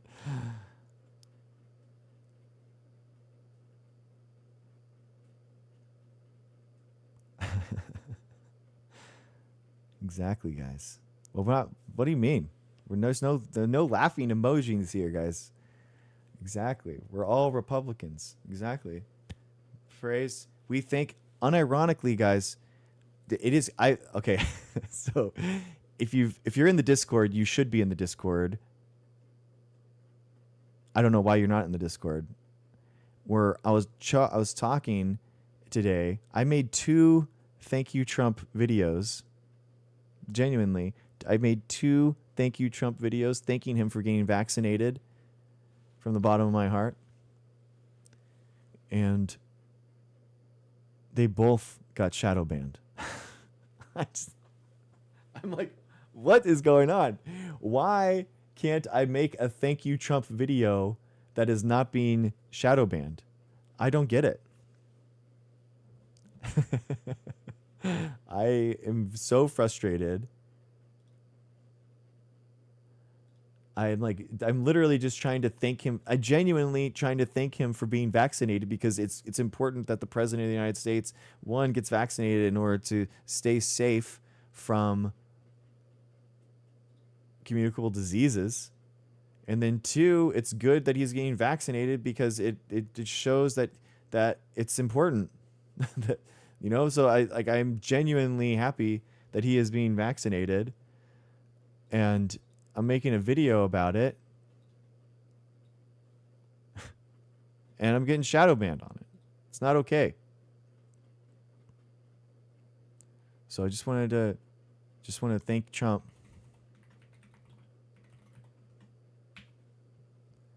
Wait 1 second, guys. If I can't do it on a video form, we got to do it right now. And he is our dear leader, everyone. Don't laughing emoji this. This is very important. He is our dear leader. We're very serious here. Look at this. Look at this. This is our dear leader. Look at that. Including annual influenza and updated COVID-19 booster vaccinations.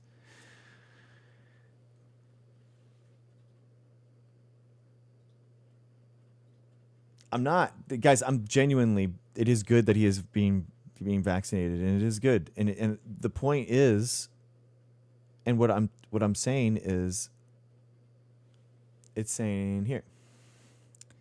So, in preparation for upcoming international travel, President Trump also received preventative health screenings and immunizations, including annual influenza and updated COVID-19 booster vaccinations. This is what he got. This is from his physician. So, the point is, and I am being serious here, it is important for him to be vaccinated. Oh my gosh, Diamond, is that what he said? I didn't see that, read that part. His cardiac age validated measure of cardiac vitality via ECG was found to be approximately 14 years younger than his chronological age. So he's supposed to be, isn't he like 89? So it's like he's like when he's like 74. Is that what that's what he's saying?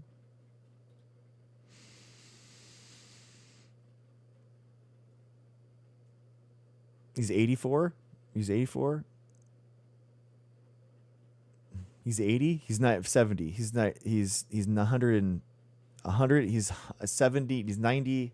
He's 95. Marissa, what's up? Welcome in, guys. Welcome in. Welcome in. We are going over disinformation. Oh man, what's up, guys? He's 99 years old. What's ECG? I don't know. What's LGBTQ mRNA? That's the vaccines that everyone gets, right? We're all a little LGBTQ mRNA here. That's what. What's up, guys? What's up? Welcome in, Raiders. How's it going? Welcome in. Welcome in. Echocardiogram. That's it. Yo, what's up, Jax? How's it going, Logan? How are you?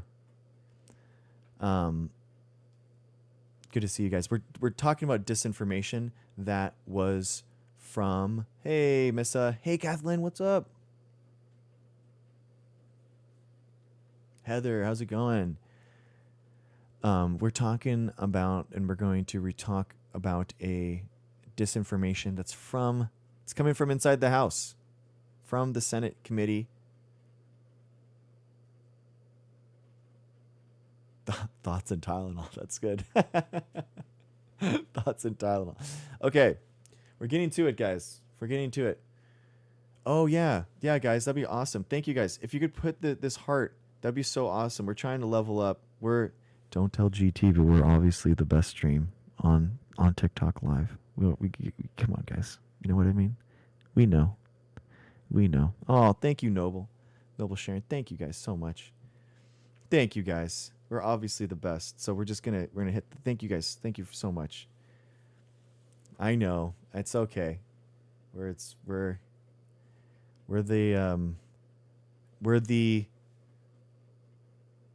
after the cycling in the triathlon. We're the running, right?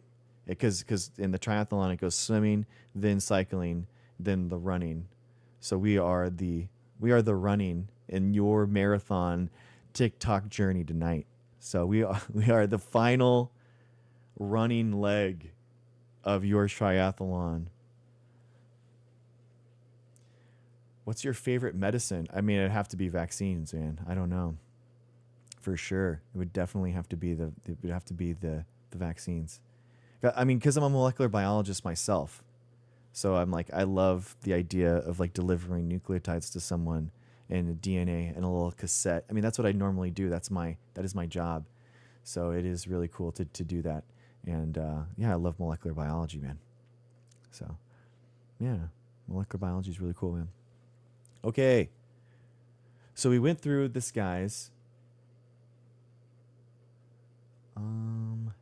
favorite vaccine.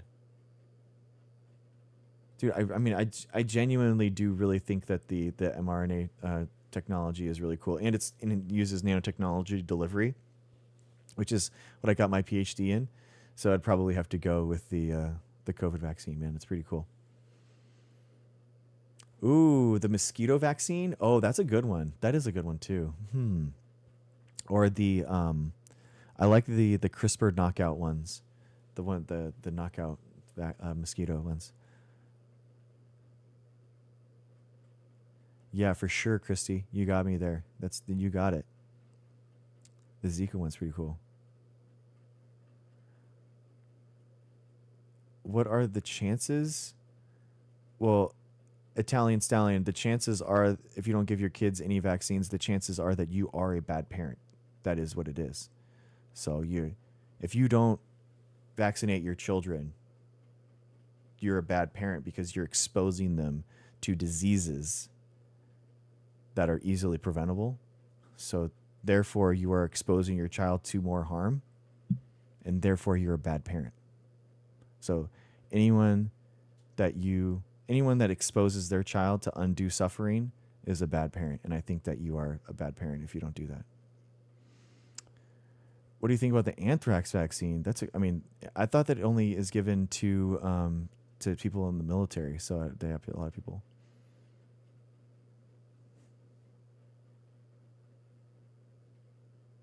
Yeah.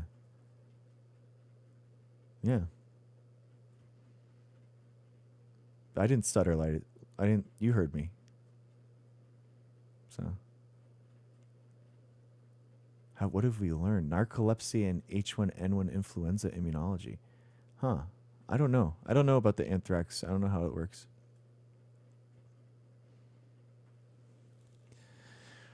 All right. All right. Do you guys want to watch this? Or do you guys want to chat? Whatever you guys want. I'm down.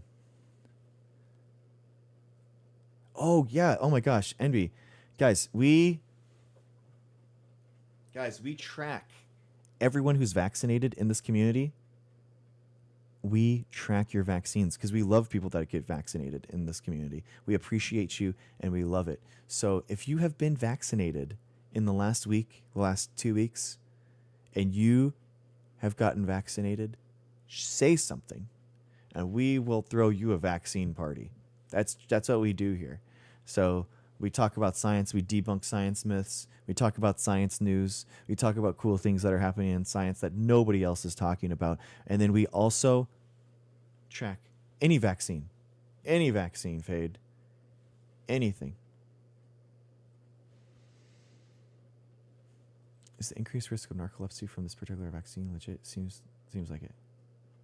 I don't know. Rapture, link, DM me in the Discord about it, and I'll look at it. I got the flu shot and shingles. Mark, let's go, Mark. In 3, 2. Mark, thank you for getting vaccinated. In 3, 2, 1, yes. Thank you so much, Mark. Thank you so much. MMR is good for if like 20, 30 years ago, I would probably get it again though. You just booked yours, Courtney. Good job. Let's go. Christy, my son just got his flu and COVID booster on Wednesday because he's going to healthcare. Yes, Christy. Christy, you're a good parent. Christy's a good parent because they taught their kid that they can get vaccinated. That's a good thing. Christy, you're a great parent. 1, 2, 3. Nice, Christy. That is awesome. Thank you so much for getting vaccinated. Thank you so much. Yeah, we spam V's in chat for vaccine, or MAVA for Make America Vaccinated Again, or if you have if you're really cool and you got the super fans, then you throw out these things. Oh my gosh, you all are so fun. You guys are so fun. Thank you so much. Nice. I love it. I love it. I love it. Good parents do their own research, and the conclusion is always to get vaccinated because the only right conclusion is to be vaccinated. So there you go. That doesn't make any sense, Ruben. What you said doesn't make any sense, and I wish I had that time of my life back where I could not have read that sentence because it didn't make any sense, and it doesn't. No. Eating cloves of garlic does not make you any more healthy. That doesn't make any sense. No, dude. It doesn't make any sense. Ruben, Ruben, I'm happy that you're here, bro. I'm happy that you're here. I don't understand. There. Okay. All right. So let's try. You can't be so open-minded that your brain falls out, Ruben. You know what I mean, brother? That doesn't make any sense. Doesn't make any sense, dude. All right. So guys, this is a grifter. We found one in the wild, ladies and gentlemen. This is a grifter. He is a lawyer that goes around and grifts as a medical professional and tries to say that he knows more than all of science and all medical fields. He goes on these right-wing shows and says and acts like that he knows more than medical professionals, even though he has no idea what he's talking about, and he gets paid by these right-wing podcasts and Fox News in order to go and discount all of the medical industry. So what we did is we went through his fake report and debunked that entire thing, read it, responded to it. It's nonsense. And then now he has actually gone and to the Senate committee, and we're going to respond to what he's saying here. I haven't watched this, guys. This could be he could blow me. He could show me wrong. Next witness is Mr. Aaron Siri. Oh my God.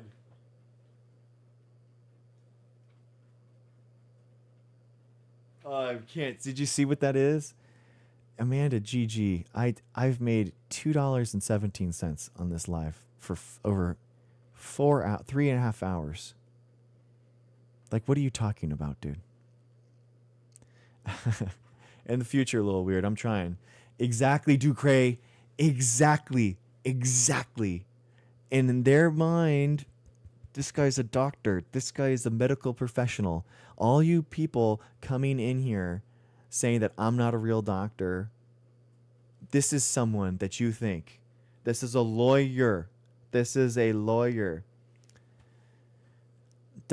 Never even studied things through science.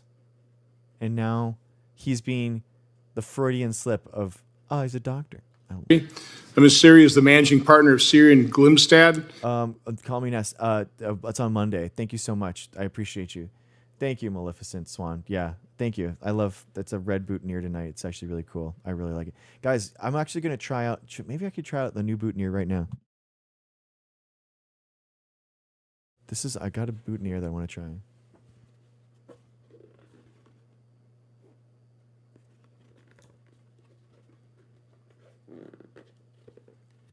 Okay. Fort Belvedere. Woo. So this is one. My wife made me this one. Okay, thank you, Rapture. I'll look at it legitimately. This is just it's very basic. It's very, very basic and small, but I think it's kind of cool. So my wife makes me some of these. But this is one. This is like a poppy or something. This is like a poppy one. Boom. So we'll see. Let's see. Whoop. Let's see what this one's like. Doom. Do-do. Well, is this the California poppy? Is that what this is? Oh. Dude, you guys know more than me. Oh. Yes, exactly.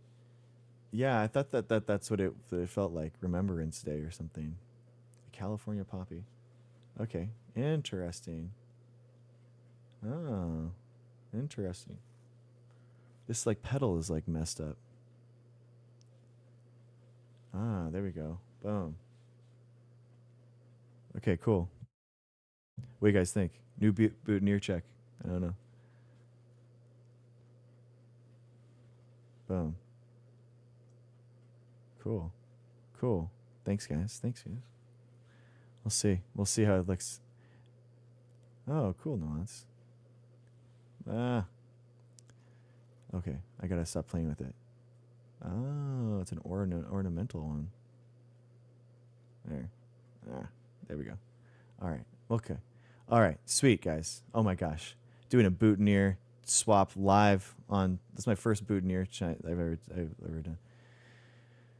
Thank you, Cindy. I know. I don't like pocket squares. I think that's weird. Oh, we did do Cray? Oh, wait, guys. If I didn't do the vaccine,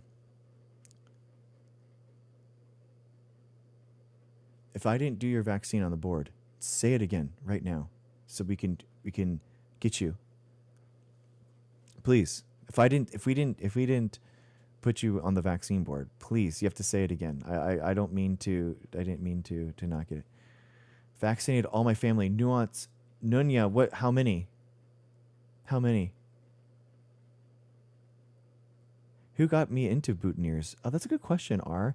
I just thought that they looked really cool, and I'm a plant scientist. I like doing 4 of us. Noonie. Did you get you got 8? 4 of you. You got a COVID and flu. That's incredible, Noonie. So that's 8. 642. 42 for Noonie. 3, 2, 1. Yes. You're awesome. Okay, J1234, J123, you got the COVID and the flu. 644 and 3, 2, 1. Nunya. Oh, Nunya. Noonie. Okay. All right, guys. All right. Okay. Nice. Morgie. Let's go. Morgie and 646. Morgie, you're awesome. And 3, 2, 1. Yes. Morgie, you're awesome. You are awesome. Nunya. Okay, guys. Nunya CA. Okay, I gotcha. No, VH, it's for everyone. It's for everyone in the world. We want to get global. We want global herd immunity. VH got 2. You're awesome, VH. 648 and 3, 2, 1. Nice. I know. Dude, Marissa, we've done like 150 in the last 2 days. It's been absolutely crazy. We did 100 yesterday. It was crazy. We went from 500 to 600 in one day. It was wild because there's like families of 4 and 5 that are getting 10 at a time. It's absolutely amazing, guys. I love it. I love it so much. It's so incredible. Sometimes, yeah, there is, Ruben. Yeah. No, yeah, it's everyone. We want global herd immunity, man. It's honestly really cool, man. We got people. Ness is from the UK, from London. We got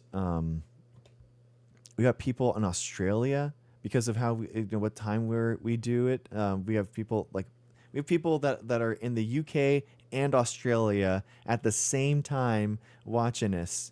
It's so cool, man. I think it's so cool. Ruben, you live in constant fear from vaccines, brother. What are you talking about? You are literally, you are the one that's living in fear, man. For real. Good night, Rapture. Have a good one. Thank you so much. I appreciate you. Oh, thank you, Rapture. I'm happy that we cheered you up. I am happy about that. That was my goal. I was having a good day, so I'm happy that it coming through. Why are we promoting vaccines? Because they're safe and effective and they save lives, CC. That's why. Are you good? Yeah, I'm doing great, man. Thank you for asking. You can request up and talk if you want, or you can just live in fear and stay in chat.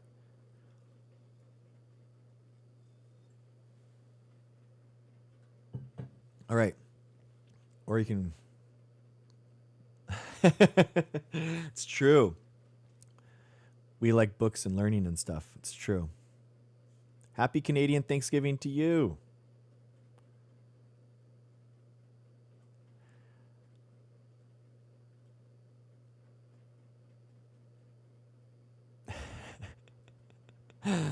Yeah.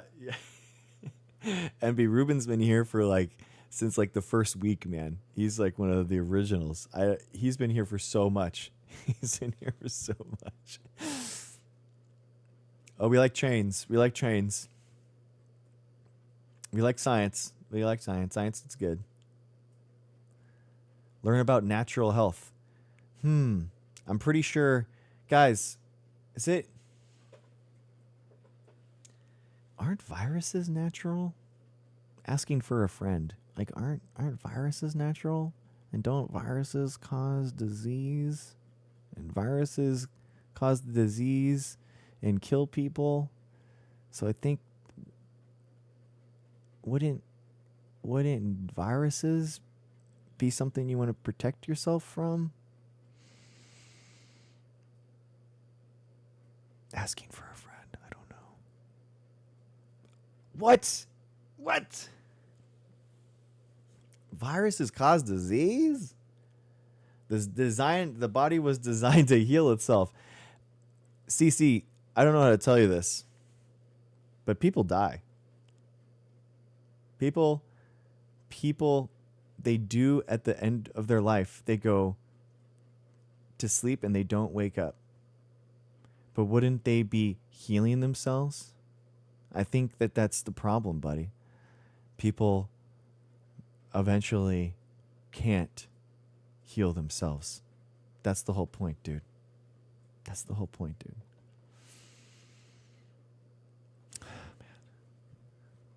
Our oxygen has changed. Oh, Ruben.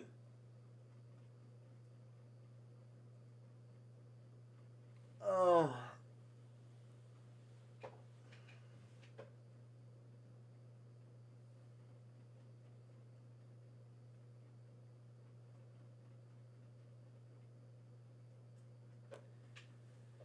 Oh my God! I just had an aneurysm. I had a stroke. They're just coming on. Just like a wave of. Oh my God! I felt the blood pulsing into my brain, every microliter. I could just feel the throbbing. Why does it taste like Why does it taste like popcorn? What is it? What's it?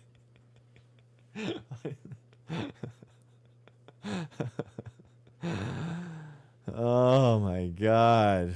Exactly, Robin. Oh my gosh, guys. Come on, Ruben, bro. Ruben.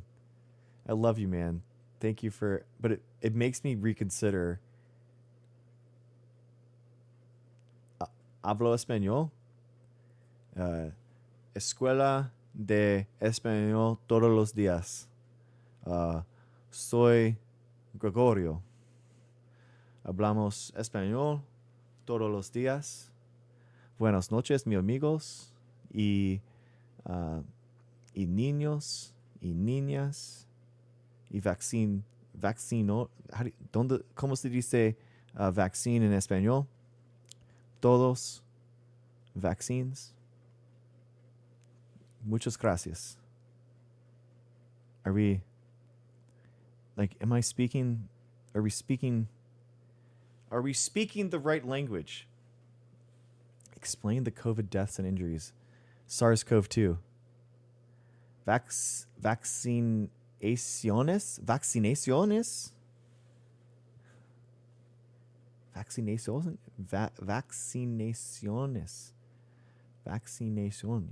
El vaxolio? Oh my gosh. Cool. Ay caramba. Dios mío. Dios mío.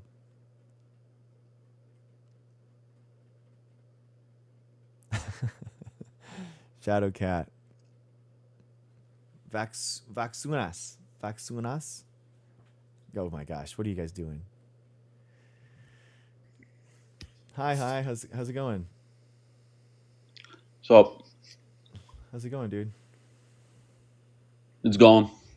Sick. Cool. Yeah, so we debated before. We were talking about vaxes, and you started talking about my family. you said I was mad and then you got mad. Uh-huh. I don't know if you want to pick off where we left off. That'd be fine with me. Okay. Sounds good, man. Sounds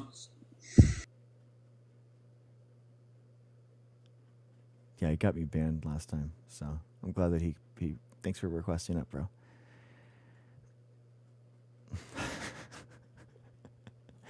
So, no. Not doing that again. Thanks for requesting it. I didn't know, I couldn't find his account. So, that was I'm happy that thanks for requesting, dude. So, anyway.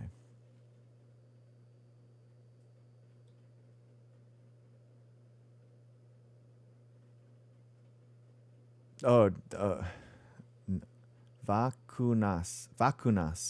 Ah, gracias. Vacunas. No, it's okay. User 139, you can request up all the time. Vacuna.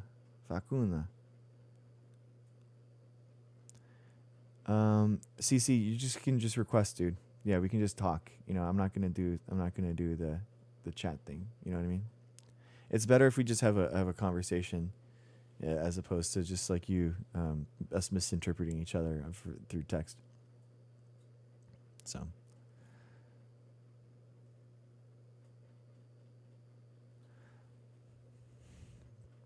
Okay.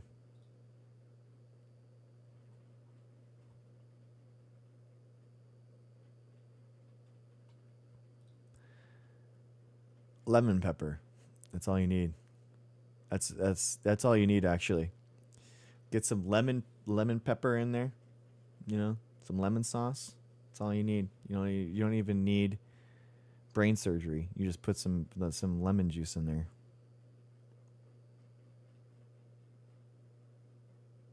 Oh, thanks, Diamond. Yeah.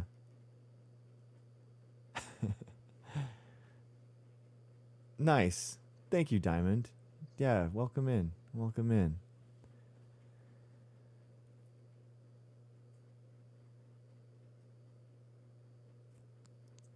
Yeah, I mean, for good reason, TikToker, because they're giving bad medical advice, and people are having harm caused to them because they're actually listening to them. So it's awful. So it's actually really important. No, they're not, Ruben. What are you talking about? Ruben,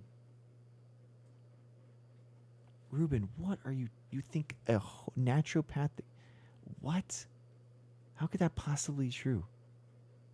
No, I'm a scientist doctor, not a physician.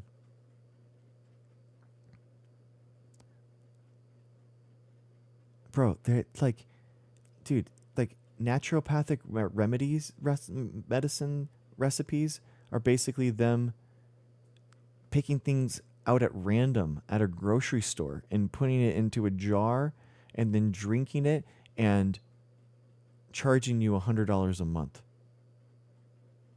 Like that's just nonsense, man. You think that somehow is a recipe for a medicine? Like, give me a break, dude.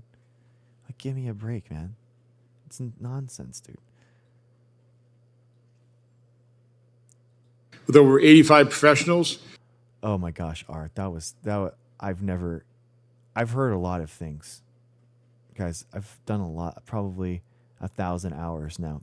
I've never in my life.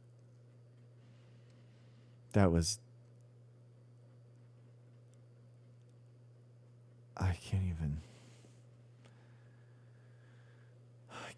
dude. So, there's no.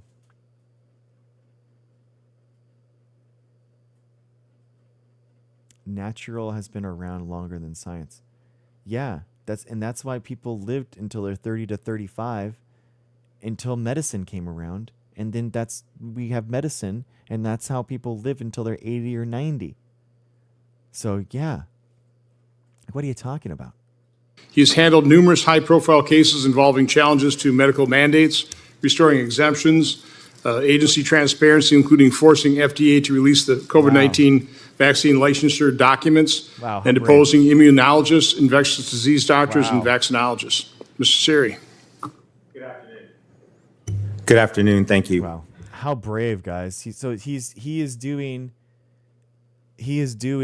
all the lawsuits that all these anti-vaxxers think that is illegal. By the way, this is the guy. He is charging all these vaccine companies with these lawsuits that they say is illegal. This is the guy that's doing them. So he's literally this guy right here. This guy right here is actually filing lawsuits against your vaccine companies.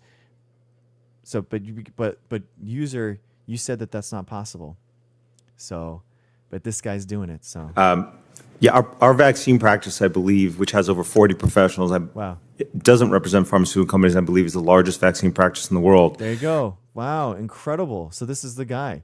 So all you guys saying that you can't, that these guys have immunity, he's actually making a majority of his money on that. When we litigate vaccine cases, we cannot rely on credentials or fancy titles. We have to prove our claims with high impact data and sources. Can't wait. For example, I saw a slide put up that showed 3 million lives were saved from COVID-19 vaccines. It's true. The citation to it was to the Commonwealth Fund. If you follow that, that's not a peer-reviewed study. That's a blog.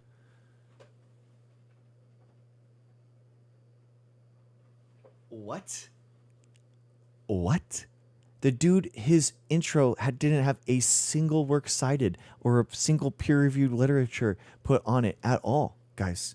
He just created something and just wrote it down on Microsoft Office and printed it out as a PDF, and now he's uploaded it with 0 credentials, 0 work cited, 0 studies, and he thinks that that is going to dispute all of microbiology, but now he is talking about that.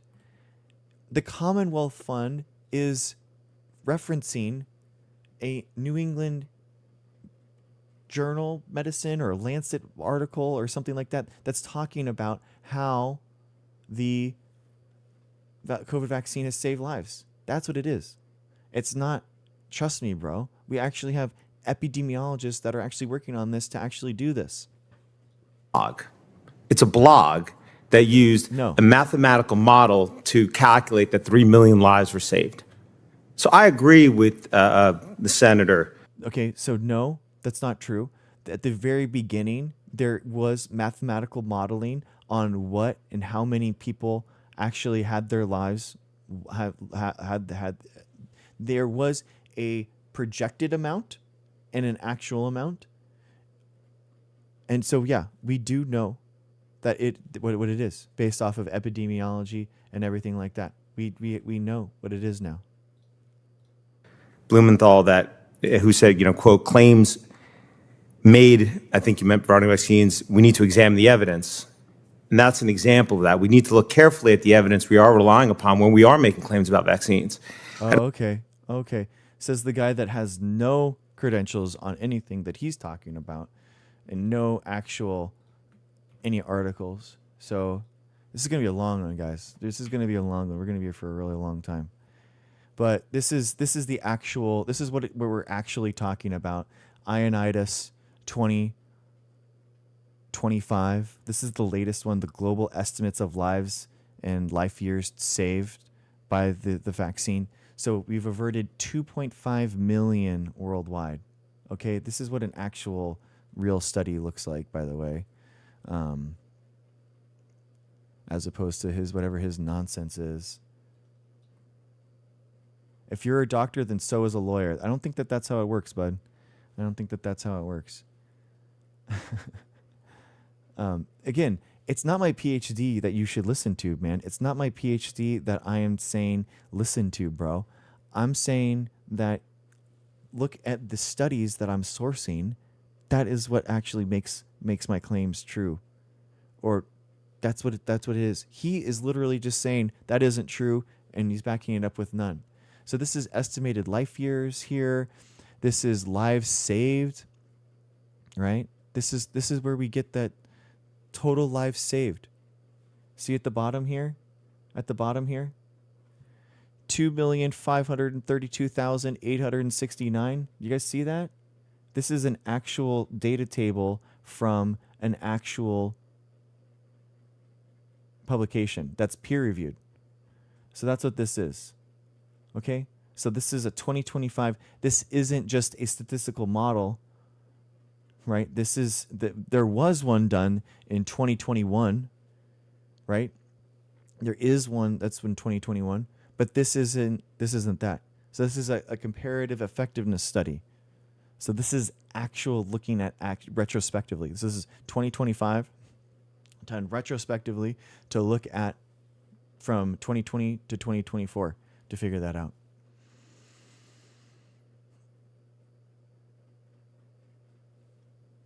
So again, guys, that has no idea what he's talking about. I don't think that if I went into court and I was relying on a blog that used a mathematical model, I would be laughed out of court if I was making those claims. We're laughing him out right now because he literally used an unpublished, unsourced report, the Ford report, that is complete BS, that has never been shown at all to be true. So we are doing that to him right now. We are laughing at him and poking fun at him because he is a joke. What's scary, Diamond? Vaccines.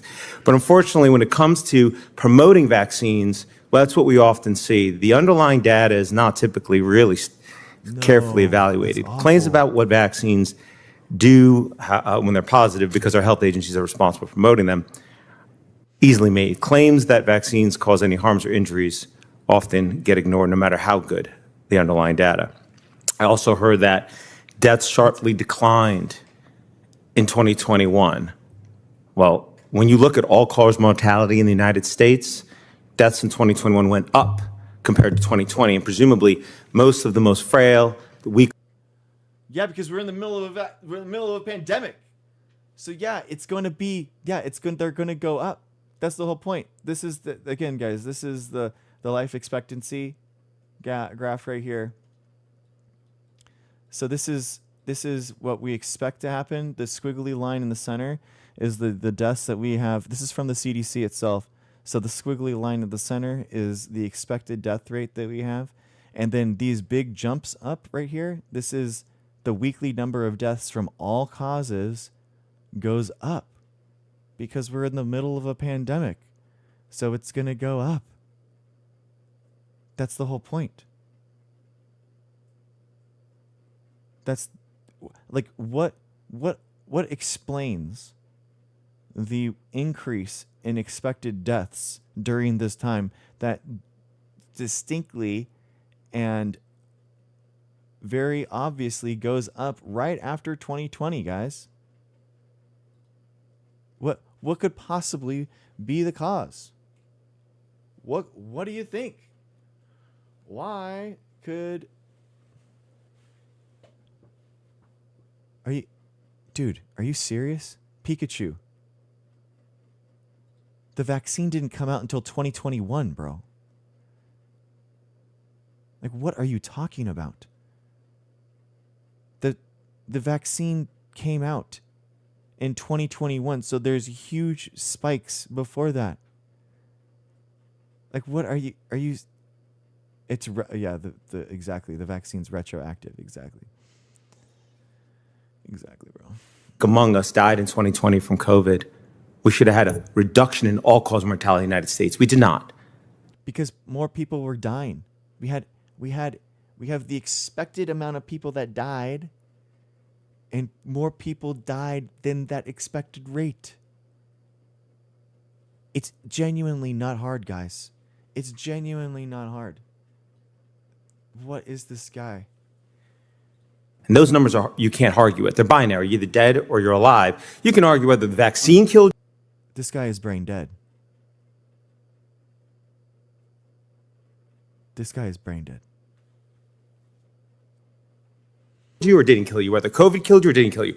But it can't argue with all-cause mortality.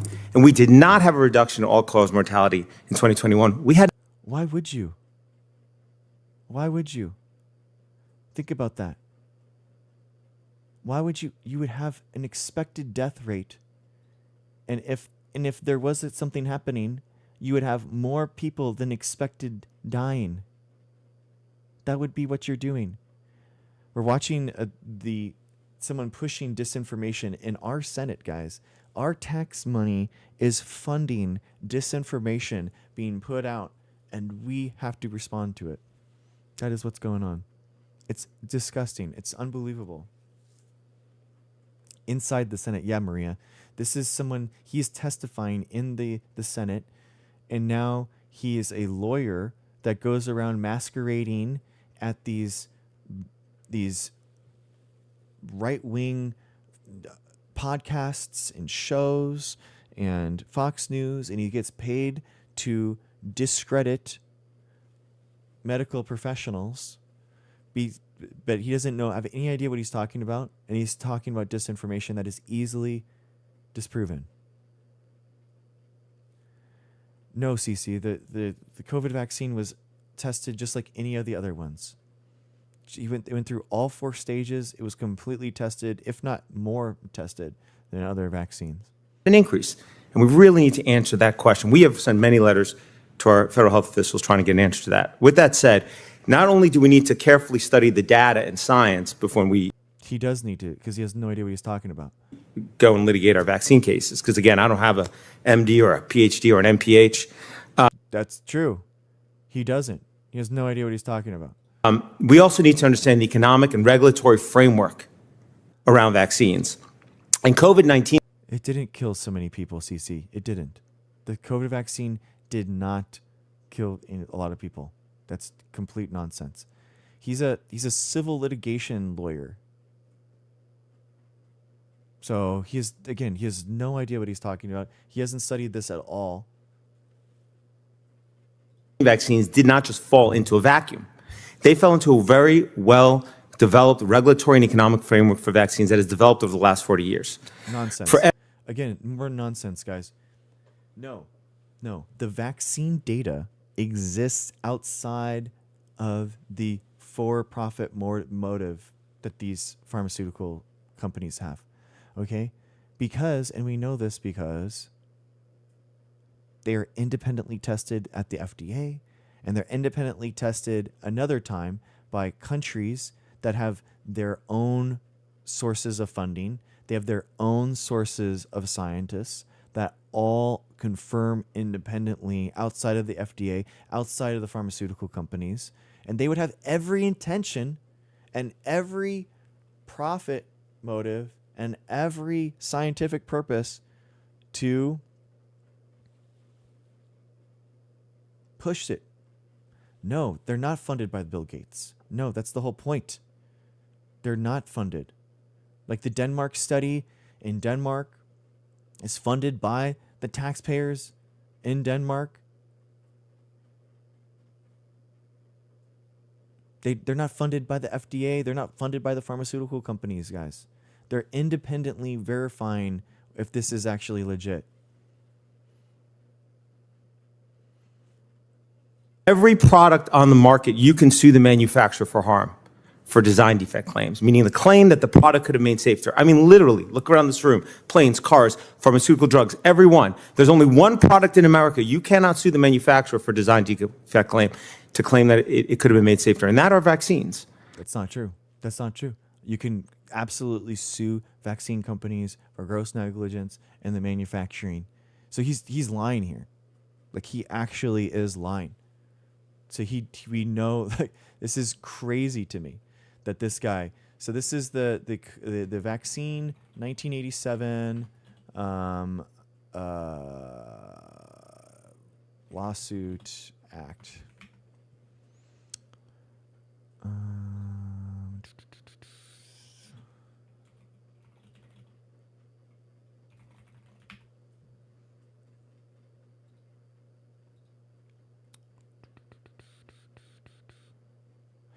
So lawsuit limitations. The act. This is the Childhood Vaccine Injury Act of 1986. Lawsuit limitations. The act generally prevents people from suing vaccine manufacturers for injuries covered by the program. However, manufacturers can still be sued in civil court for negligence, such as fraudulent or intentional withholding of information So again, you can absolutely, for gross negligence, for anything like that, you can. And half of his practice he's the biggest one in the world, he says. So if you can't sue them, how is he able to do that? Insane. It's insane. I heard, injections, vaccines. My definition of It's proving it. That's the problem. Exactly, user 139. Exactly, because you can't. That's not our problem. The fact that you can't prove your claims isn't our problem. Science is strong. The fact that you can't disprove science isn't my problem, okay? That's all. Opinions are not equal. Your opinion that vaccines are harmful is not as equal to the idea and my claim that vaccines are safe and effective, because my claim that vaccines are safe and effective are proven by science and yours is not. That's what it is. That's what the reality is. vaccine is any product for which the government needs to give it immunity from harms. To me, that's what a vaccine is, because some prevent infection, some don't. That's what a vaccine is, meaning it can't survive without that immunity, apparently. What the hell is he talking about? What? A vaccine is what? Give it immunity from harms. Vaccine is any product for which the government needs to give it immunity from harms. To me, Nonsense. This guy is just nonsense. A vaccine is any product that gives you an immunity that exposes an antigen to your body to give you an antibody response. That's what a vaccine is. This guy is insane. It's almost like this guy has no idea what he's talking about. that's what a vaccine is, because some prevent infection, some don't. That's what a vaccine is, meaning it can't survive without that immunity. What would he gain by speaking out? Ruth, his entire practice, half of his practice is on vaccine injury. He's proved everything. What are you talking about? He's bragging about all the vaccine injury claims that he has. But what was it? He can't sue? Which one is it? Is it that he can't sue, or that he's getting all this money and he has the hotline and there's that? Why would you be doing this? What are you talking about? He has tons of money to be gained. Like, what do you mean? Come on, man. I'm being paid. I am being paid, Lucid Fur. I am being paid. But I'm being paid $3.06 for my 4 hours of TikTok stream, but the biggest contribution and the biggest person that pays me is your mom every night. So thank you. Thank you, Mrs. Lucid Fur. I appreciate you. Make sure to tuck the sheets in for me. She knows how I like it. I don't have to tell her. She knows. Yeah. Immunity, apparently. I'm sorry, CC. I'm sorry, CC. Are you triggered? Are you triggered? Why did vaccines get this immunity, which was provided in 1986 under the National Childhood Vaccine? I don't care that you're triggered. I'm sorry.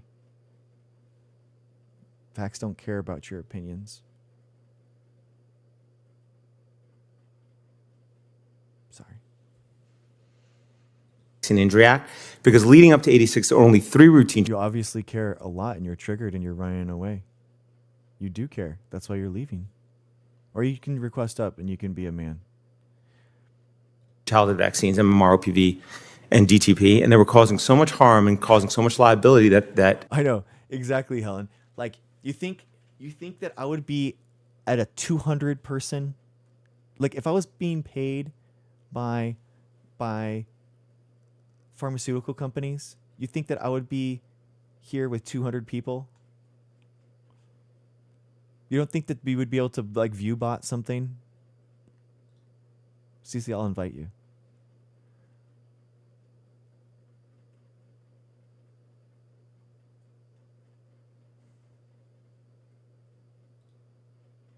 Nah, yeah, exactly. You're running. It's okay. Nice, thank you. Hi, Cece, how's it going? Yeah, I'm out. Okay, what's wrong? I don't need the drama. This is retarded. I'm not. This is drama. Why? We can just talk. Why are you?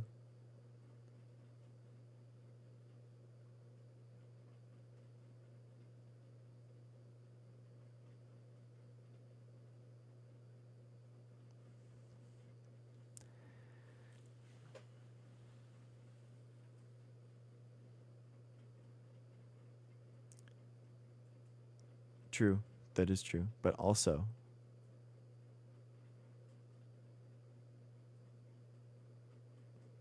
I know a lot of people with trisomy 21 that make a lot better life decisions than anti-vaxxers. So the only person that's developmentally disabled here are anti-vaxxers.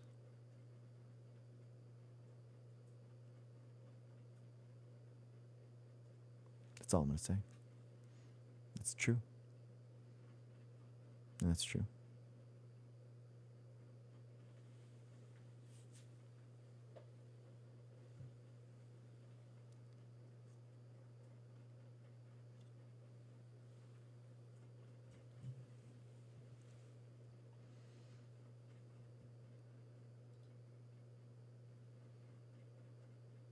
Thank you. Absolutely. Absolutely, guys. I don't care that you're offended. Okay? I don't care. I think that you've been coddled too much in your life, and I'm giving you tough love, and you need to deal with it. So, I'm sorry. I'm sorry that you're offended. I'm sorry that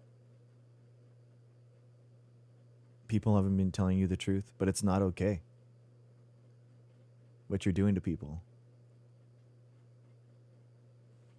That's what the reality is. You've been coddled too much in your life. You need some tough love, and I'm here for it.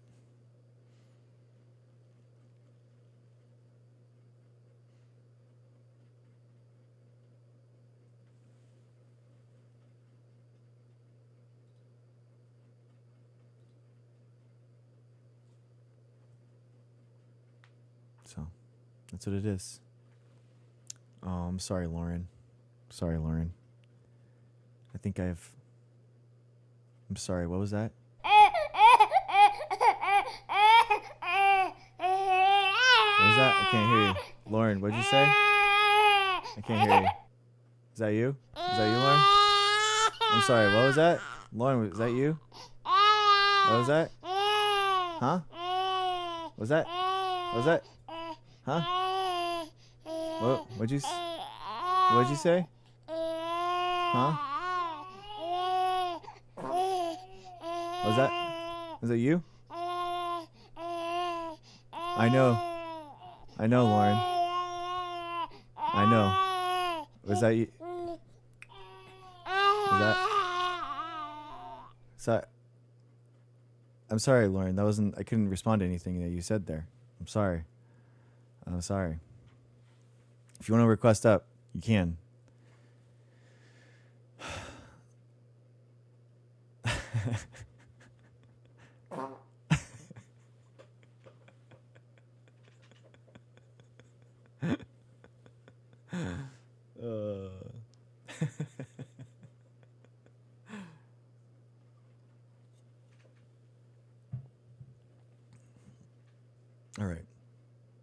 All right, back to it, guys.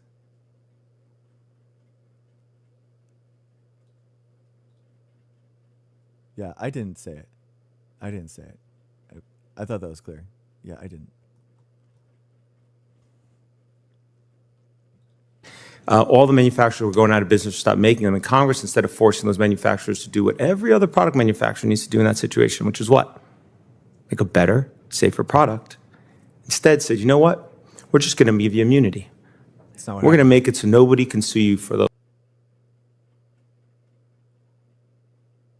Oh, I mean, I just said developmentally disabled.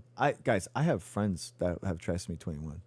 You know what I mean? Like I didn't have many friends in elementary school, and one of them was someone that had that, and it was awesome knowing him, and he was a really cool guy, and it was really cool.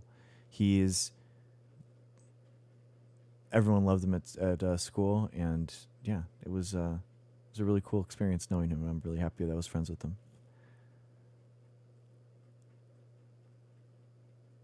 Oh, okay, Ruth. Yeah, that's fine. That's cool that you give. I mean, that's cool.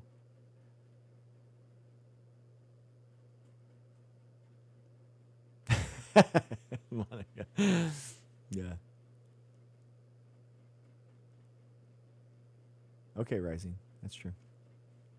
Those harms. And you can keep selling your product to the American public no matter how many children it kills or injures. Where is this proof of this? Where is this proof? Show me all the children that were killed by the COVID vaccine. Show me single proof of any of those kids. Show it to me.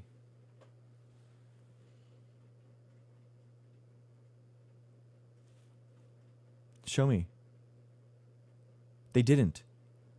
There was this insane conspiracy that all these people were going to go away because of it and be harmed by the vaccine at 6 months, at a year, 2 years, 3 years, 4 years, 5 years. Where's the proof of any of this stuff? Show me where. Give me any type of proof. These guys just say this stuff with complete immunity. It's absolutely insane. And the issue is that immunity was not just given for those 3 products. It was given for any childhood vaccine, routine child vaccine that was developed thereafter. I tell you this not to take issue with childhood vaccines, but to explain to you the that is exactly what he's doing. Regulatory framework in which vaccines have developed over the last 40 years. We have now gone from 3 injections in the first year of life under the CDC Schedule 186 to 29 injections, including in utero, if a child follows the CDC schedule today. In utero? Oh, is he talking about? It's some lawyer that's an anti-vaccine lawyer that's a grifter and that's making all his money trying to make money off of being anti-vax. Is he talking about people that are pregnant that get vaccines? That because they say Tdap, you want to get a Tdap. So is that what he's trying to say?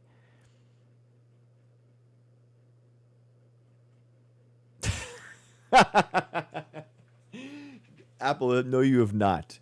No, you have not. That is insane. That is insane to say. You're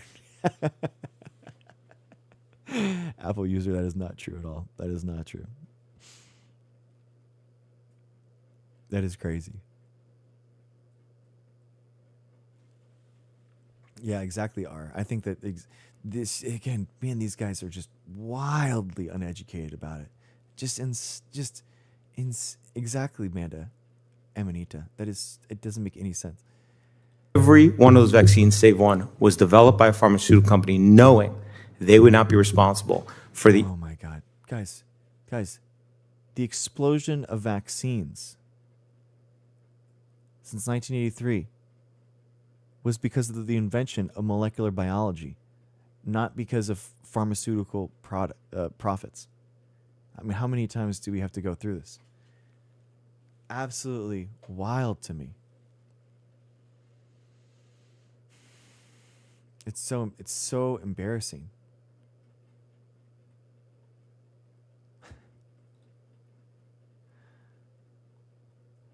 Crazy. Injuries that are caused by those products. So when you have drug trials where pharmaceutical companies, they care about losing money, they don't want to lose money on their drugs, they often do multi-year placebo-controlled trials before they get on the market because they don't want to. I thought they didn't do placebo studies. That was his whole thing, that they don't do placebo studies. What is happening?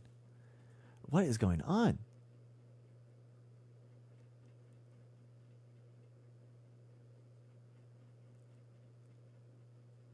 end up upside down. They're there to make money.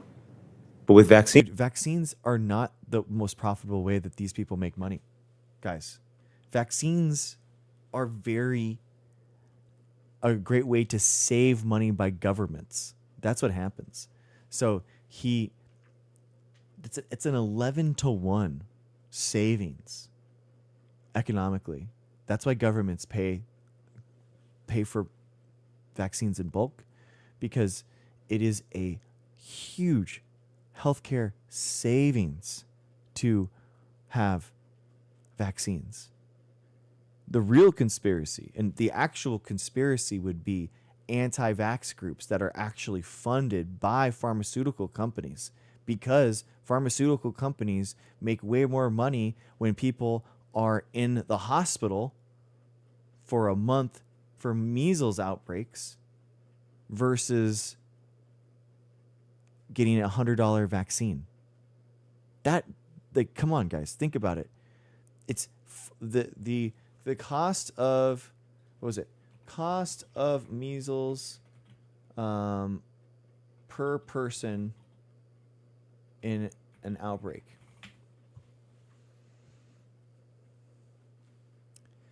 The median cost. The cost of a measles per person in an outbreak can range wildly, but the studies show that the median cost is approximately $32,000 per case, and about $30,000 to $50,000 per case based on recent estimates. Median cost per case is $32,000 for a measles outbreak. How much is a measles out? The MMR for 3 of them is $100. What's more, guys? What's bigger? What's bigger? $100 vaccine or $32,000 for naturally acquired immunity? Which one's bigger, guys? Which one's bigger?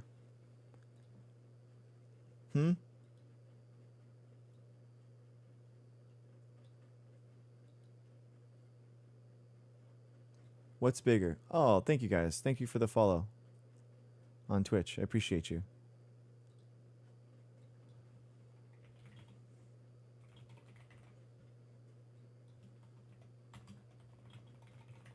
Which one's $100 cheaper or $32,000 for natural immunity?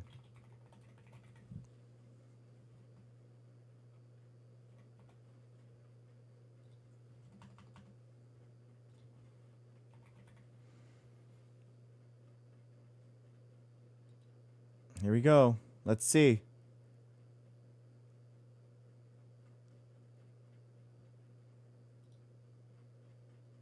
Where you go? What do you guys think? What do you guys think? What's cheaper? What's cheaper? $100 vaccine or a $32,000 natural immunity? What do you guys think? What's more expensive? What is cheaper? What would you choose? What would you choose? $100 vaccine or a $32,000 natural immunity? What do you think? What do you guys think?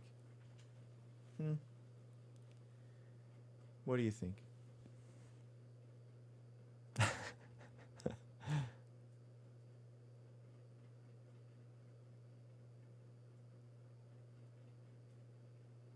Exactly, Fredo. Guys, this is why we don't ban people. Exactly. So Fredo doesn't believe that viruses cause disease. And that's other things. Giving vaccines for illnesses that cause no harm is not saving because no hospital's needed. Exactly, Fredo. He doesn't think that vaccines cause disease. So there you go. This is cheap. This is it. Yeah, Fredo, you don't understand. Yeah, they're not needed because vaccines are effective. That's the thing. Vaccines are effective in reducing the spread of disease. So people are like, why do I need to get a polio vaccine? I don't see polio anywhere. But guess what? Polio's gone from the United States because of vaccines. Thank you. Thank you. I guess the vaccines win, guys. The vaccines win again. There you go. God, it's just incredible. We are 5 minutes in, and it's a 30-minute thing. So Vaccine we're products, just keep because going. they don't have that financial incentive, they have the disincentive. Almost every childhood vaccine in this country is licensed based on clinical trials with no placebo control, save for COVID-19 vaccine, often days or weeks, up to maybe 6 months of safety review after injection. Guys, why don't we do double-blind placebo trials for every vaccine? What do you think? What could possibly be the reason? What do you think?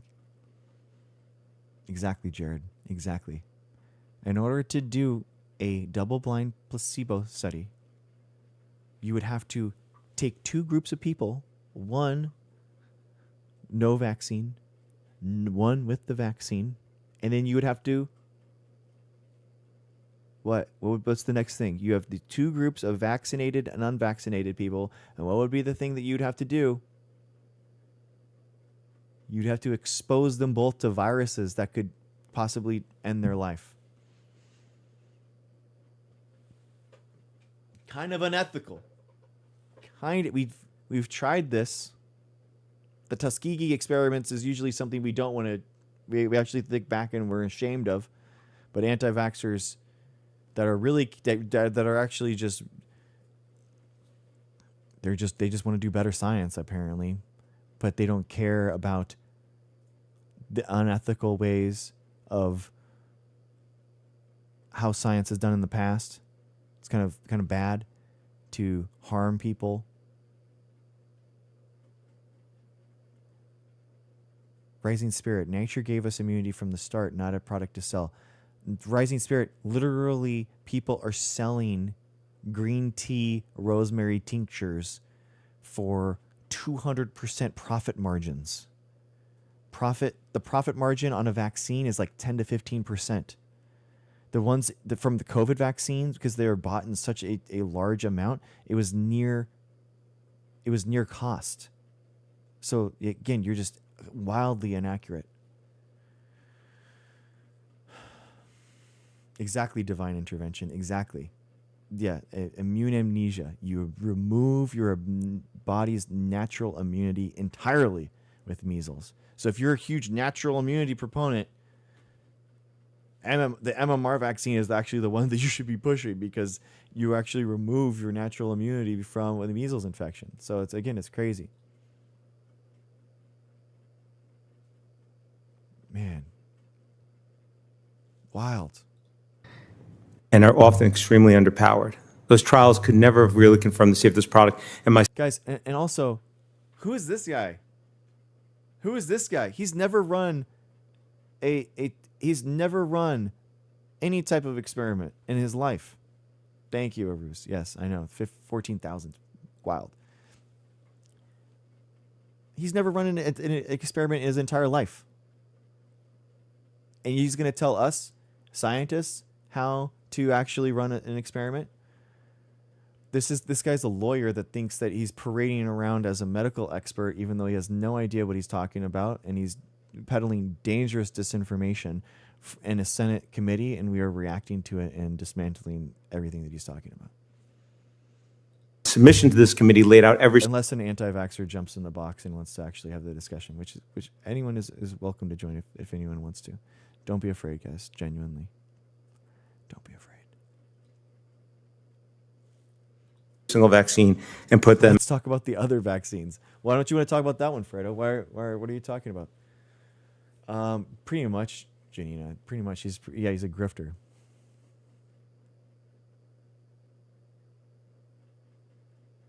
I know exactly, Kathleen. It's insane. In detail, I will. Since I'm running out of time, I'll just wrap up by saying this. You might say, well, okay, the pharmaceutical companies did that, but why would? Because nobody is disputing that some are benefiting.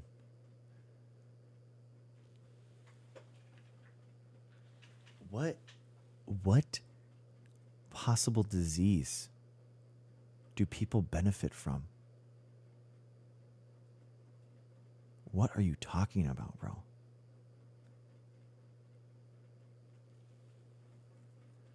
Give me a single one that's okay to get then, of the 26.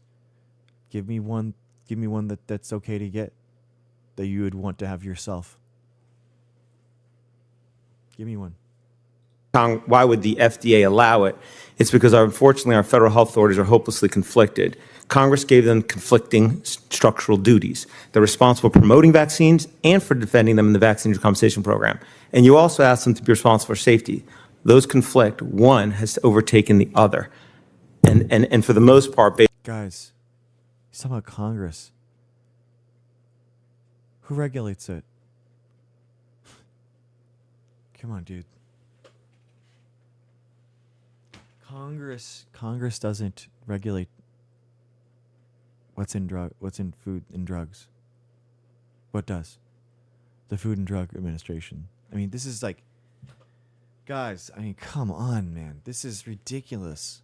based on our over 2,004 requests to federal health agencies over the Bills. I don't. So this is this is just this is a bunch of senators that have people on, and they request these people to have on. The idea is like, okay, I'm a senator. How do I know what's going on in the world? I can request people to come to my committee and tell us what's going on in the world.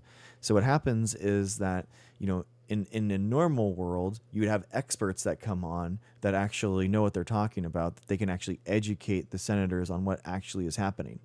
But what's happening right now is that because RFK and Trump, you have them using these Senate hearing committees, giving these anti-vaxxers the opportunity as a platform. They're platforming disinformation specifically to give these guys a new chance to say this nonsense. So it's awful. I know, Heidi. I know, I get you. Hi, Nunya, is polio back now since so many are against vaccines? So polio was never actually eradicated. It was close, but unfortunately, no, it never was. So I know, Lynn, it's bad. I think there's a lot of associations of physicians that I would trust, but right now the CDC is pretty compromised, yeah. But the CDC did come out and said that you should be vaccinated 6 months and above. This one's for you, whatever your anti-vaxxer was in the chat. They're actually recommending right now, get the flu vaccine. The CDC is recommending the flu vaccine for everyone 6 months and above, because there's an abnormally large amount of young people that are losing their life from the flu. So the CDC currently recommends, and just put this out 2 weeks ago, get vaccinated with the flu vaccine if you are 6 months and above. So there you go. It is Ness. Yeah, it is. Yeah, Bells, no problem. Robin, I think that's the best thing too. You know, the American Medical Association, you know, those type of like associations of medical experts are good sources still.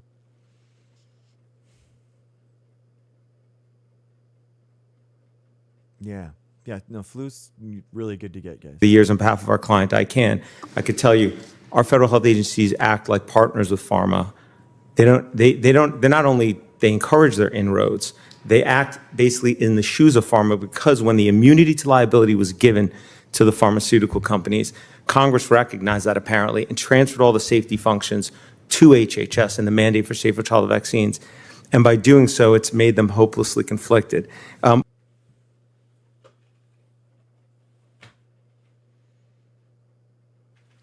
What mechanism? Again, these guys, it's crazy to me. Is it lying by obfuscation? Is that what's going on? Like, does he really not understand that science happens outside of the United States? Science happens around the globe. And those pharmaceutical companies make products that are used around the globe.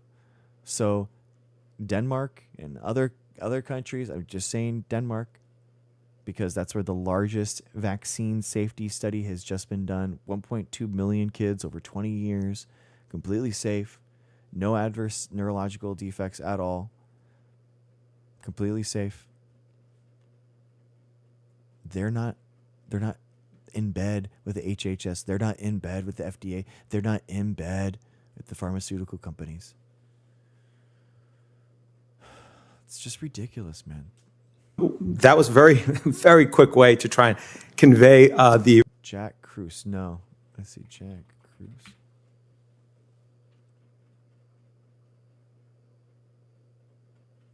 Oh, I think I heard about them, yeah.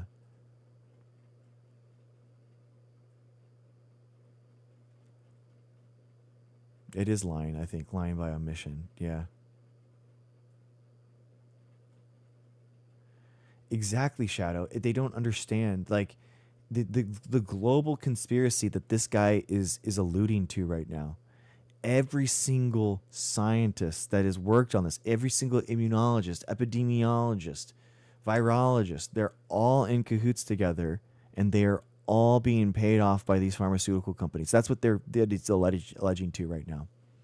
As if pharmaceutical companies are the monolith and the biggest companies in the world, guys, that they have so much money and power, and they can take the world governments and just and throw them around. Nobody's going to listen to anyone but pharmaceutical companies. Give me a break, man. Pharmaceutical companies are small. Pharmaceutical companies are small comparatively to a lot of other companies. Can I just get new vaccines even if I might have them but don't have records? Yeah, you can. I mean, you can get a blood titer just in case, you know, if you needed to. But yeah, you could. Yeah, exactly, Shadowcat. Exactly. There was no whistleblowers, none of that stuff. I mean, guys, if you want to see how small pharmaceutical companies are, I mean, this is one of my favorite figures. I mean, this is insane. This is NVIDIA versus all the other pharmaceutical companies combined, guys. NVIDIA versus every single pharmaceutical company. Big Pharma combined is less than NVIDIA. Like, give me a break, dude. But apparently Pfizer, that little blue sliver right there, that little blue sliver, that's going to have the entire world government in its grasp. Give me a break, dude. Like, give me a break. Come on, man. They're relying on people not knowing what they're talking about. Yeah, I am some dude, yeah. Regulatory and economic framework into which COVID-19 vaccines fell into, and why, you know, from the pharmaceutical and FDA's perspective, the COVID-19 vaccine clinical trials may have been robust, and they were compared to childhood vaccines, but compared to... No, they're not. No, they're not, Waheen. No, they're not. Again, nonsense, dude. You're just speaking nonsense. Drugs or anybody that actually wants to assess safety, they absolutely were not robust. They were incredibly anemic. And as for post-licensure... This, again, nonsense.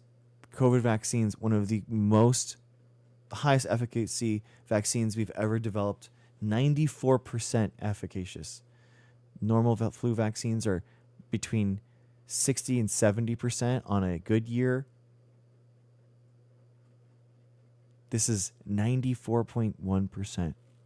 So the idea that these were feckless and bad vaccines, just, God, he couldn't be more wrong if he tried. Maybe, I don't know. Actually, I don't know. Maybe he could. I take that back. Regulators didn't do their jobs, but really they acted like pharmaceutical companies. They don't, Waheen. That's just nonsense. They don't. Seeking to cover up harms and avoid reputational damage. They have adjuvants that are made and put in there in order to give a higher antibody response. But they're not what you think that they're. They're in such a small amount that there's aluminum in vaccines at smaller concentrations than breast milk. So again, it's just nonsense. financial liability. I hope this hearing can help begin the process of changing that. Thank you, and I apologize for going over on my time. Yep. Thank you, Mr. Siri. Down this, I did want to go to Mr. Siri, who does a really good job of describing vSafe. Because Do you know that? Aluminum. Oh my gosh. Do you know what the... Oh, it's not true. Okay, I just checked out the concentration. Oh, Lewis. Wait. All right, 1 second. Lewis, your flu shot. Good job, dude. 649. Good job, Lewis. All right, we're going to go in 3, 2, 1. Yes, Lewis. Lewis, you are awesome. You are awesome. Thank you so much, dude. Good job. Okay.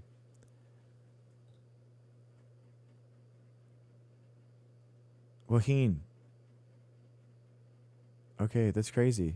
All right, it sounds like you might. That's fine. That's fine, Waheen. You should request up, dude. You should request up. I'm not gonna have this debate over chat, dude. You should request up, or you can stay in chat.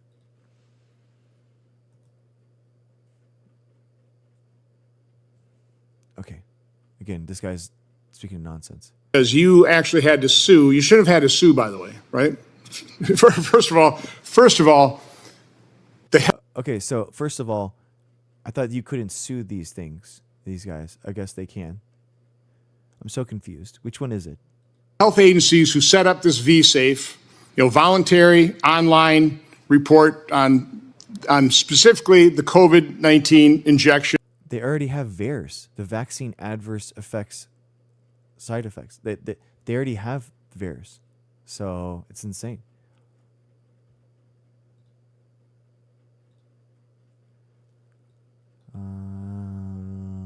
Waheen. Let's see if I can find you.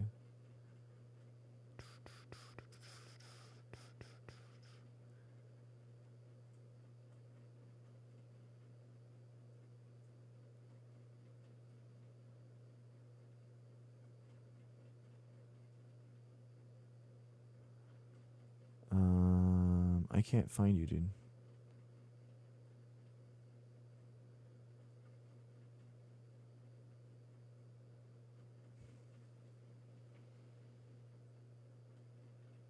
Yeah, I don't understand. Okay, then Waheen, request up, dude. Then request. Like, I'm not gonna have this conversation with you over chat.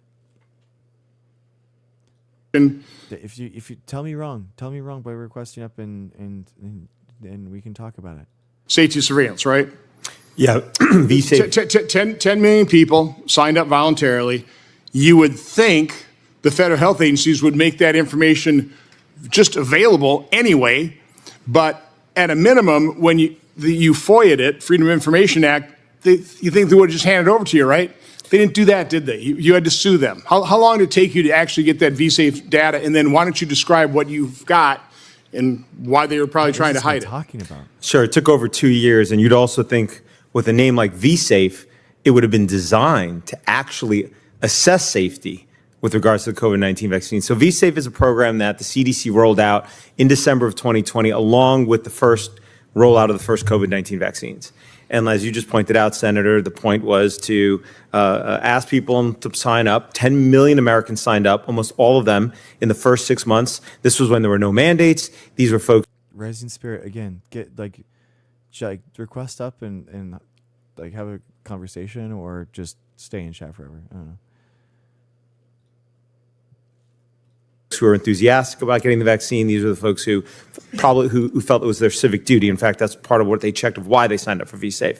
And so over the next 2 years, the CDC kept putting out study after study after study, dozens of them, in which it said the COVID vaccine is safe. I don't, Kitty. No, I don't have a chronic illness. When you look at those studies, what is it relying upon? One of the primary data sets it's relying upon is the vSafe data. Okay, and so on behalf of our client ICANN, no, it's not. What is he talking about? They do their own studies. They do their own VAERS, and they do their own monitoring. We, as you pointed out, submitted a Freedom of Information Act to the CDC, and we said, hey, this data you're collecting in vSafe is Why would you need a Freedom of Information Act on publicly available data that the CDC makes? It's publicly available. almost all de-identified because most of it's checked the box. He wants identified names. Please provide it. The American public pays for it. You're public servants. American public should have access to it, should be able to do what scientific inquiry is supposed to do, which is. But he's not a scientist. He's saying that he wants to do scientific inquiry, but he's not a scientist. So that's not him. It sounds like there's HIPAA violation. It sounds like he is. Yeah, this guy's really loud. I feel like he is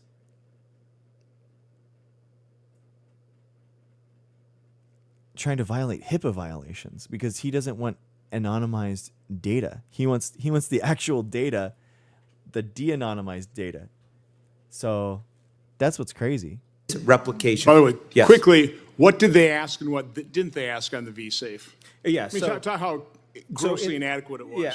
So, I mean, I understand this hearing's about, did our public health agencies do things that were improper? Did they have scienter? Did they purposefully do things improper? And when you look at how vSafe was designed, I think you'll see that. So vSafe had check the box most of what vSafe collected was via check the box options. Then it had some free text field.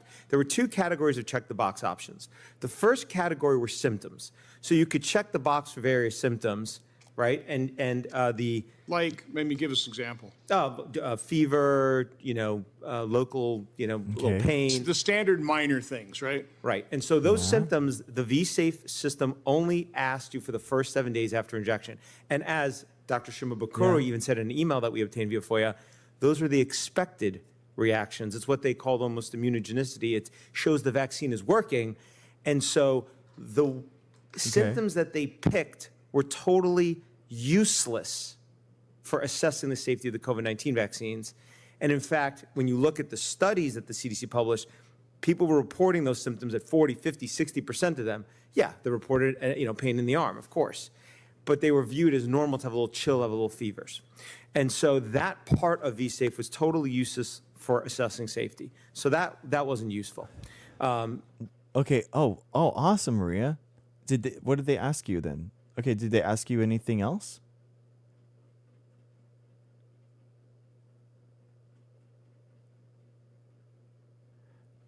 Good night. Good night, Heidi. Tomorrow, 9:00. All good. Thank you for hanging out. What was left? The only other thing that was checked the box was if you sought medical care, if you missed school or work, or if you were unable to perform normal daily activities, and if you checked that you missed, you needed medical care, it then asked you. 9 p.m. Pacific. 9 p.m. Pacific every night. Were you hospitalized, emergency room, urgent care, or telehealth? Okay, so that was the data they were collecting. So presumably, oh my God, it's almost 2. vSafe was going to assess safety by looking at people who sought medical care after vaccination, because everything else they collected on check the box was, at least on the symptoms, was not useful. Oh, now, dang! Before I go on, that's gnarly. Wow, you're hanging out late. Well, thanks for hanging out, dude. That's amazing. I know exactly, Shadowcat. What? Like, it just blows my mind. I don't understand. Look, this guy is so uneducated about this stuff. Dude, Dr. T, oh my gosh, you're hanging out still too. Yo, what is up? Okay, Maria, awesome.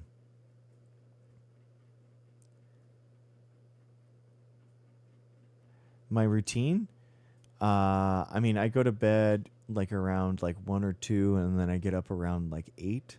So I get 6 hours of sleep, and then I'll usually nap a nap in the day. So yeah, throw in a workout or something there. Oh man, Dr. T, gnarly. Tell you what the healthcare seeking data showed. I just want to go back to the symptoms that the CDC chose. One of the Yo, Beth, let's go. Let's go. Beth, awesome. Let's go. 651 for Beth. You're awesome. In 3, 2, 1. Yes.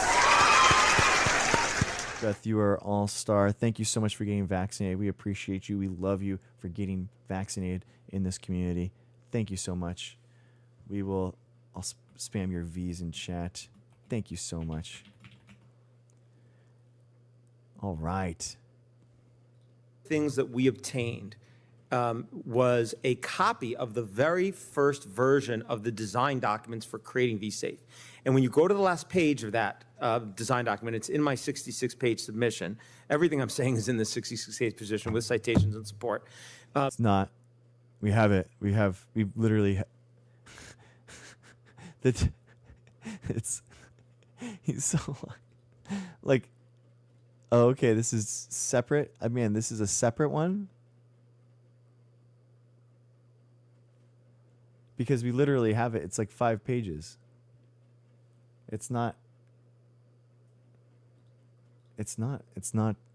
66 pages. What you will see is they had a table. It was called Adverse Events of Special Interest, Pre-Specified Medical Conditions. And on that list, it had myocarditis, it had pericarditis, it had all of the issues that we now see and people have reported with regards to COVID-19 vaccine. It was in their design document before they launched vSafe. Yeah. But not a single one of those conditions. Because those are things that people have with COVID, guys. Shadowcat, thank you. It's on there because, guys, people get that with COVID. That's one of the big things that they have. That's the whole point. It's not like a gotcha. Like, dude, this is, guys, this is why peer review exists, man. This is why the peer review process exists, because you just have someone like spitballing back at you and being like, bro, of course that doesn't make any sense. Why would you say that? And then the other person's like, oh, that's a good point. Thanks for saying that. Yeah, I'm not going to put that in. That's why scientists are ruthless to one another and why we are so arduous in the peer review process, because then stuff like this doesn't happen. But this guy he's not a scientist. He has no idea what's going on. He doesn't understand the peer review process. And here we are. Ended up as a check the box, or at least the symptoms of those conditions. You could have put in at least chest pain if you didn't want to use the word myocarditis or pericarditis. But they didn't do that. To me, that is the best evidence, one of the best pieces of evidence out there, that our federal health authorities knowingly, consciously chose to design this system. It was not to determine safety. It was, again, just wildly, just in order to assure their a priori assumption of safety. At the end of the day, CDC is a guys.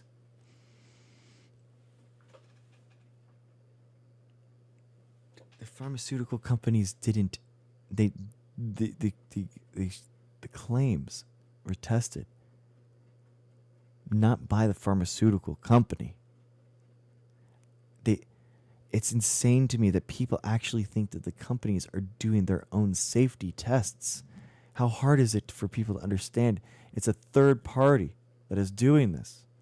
An independent group of scientists are checking. This is insane. Government agency, in my experience, they don't conduct themselves based on what folks would call science or medicine. They are a This guy is telling us what science and medicine is. This is a lawyer that's telling us what science and medicine is and impugning the entire CDC. Has no idea what a study is. He has no idea that COVID causes myocarditis. He has no idea what he's talking about. Policy organization. They set their policy, and then this is just the CDC is a policy organization. Like what? What? Everything that they do has to conform with that policy, and their policy is safe and effective. So again, this guy's just voluntary system. 10 million people signed up. Yes. They've tracked all this data, inadequate, check the box. Good for him to tell us. Thank you. Information. Not only inadequate, and what they should have been just making available online, like quite honestly, like VAERS. I mean, VAERS available. You can see it. Okay. They should have. Theirs is open. It already is. They just admitted it. That's the whole thing. He just, what?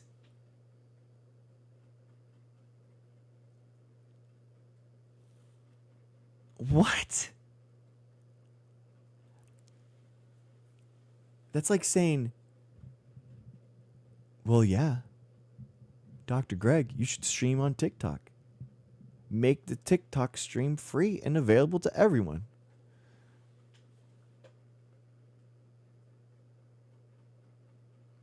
It is. It already is. Like, what are you talking about? Like, what are you talking about? So the CDC is doing its due diligence and has a more rigorous investigative person by person, day by day thing. And then they also have an independent thing that physicians can input stuff into and independently verify events. They're taking information both ways. That's not good enough. Why would you allow publicly available personal health data de-anonymized?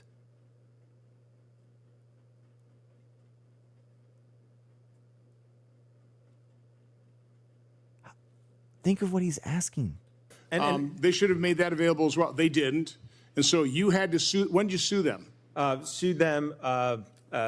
It would have been a few months after the rollout of the COVID-19 vaccine. And Okay, it took us a year early and a half. early in 2021. It took us 2 lawsuits actually, because we in order to make them take He's so proud contradictory of positions, himself. so we sued them 2 different ways. He's and only so when proud of himself. He's so proud. they had no choice, they finally released the data after And a year you and a half. first filed a FOIA request. And what did he find? Yes. And they should have just boom. They should have handed it over to you. If they want because to be they obviously transparent. were collecting this data, had to be kind of centralized. Wouldn't have been that big a task, I wouldn't think. Here's what the data shows. It would us. have taken them seconds. They should have, by law, should have just turned it over to you. They should have. And they didn't. So you had to go to court, and it took you 2 years.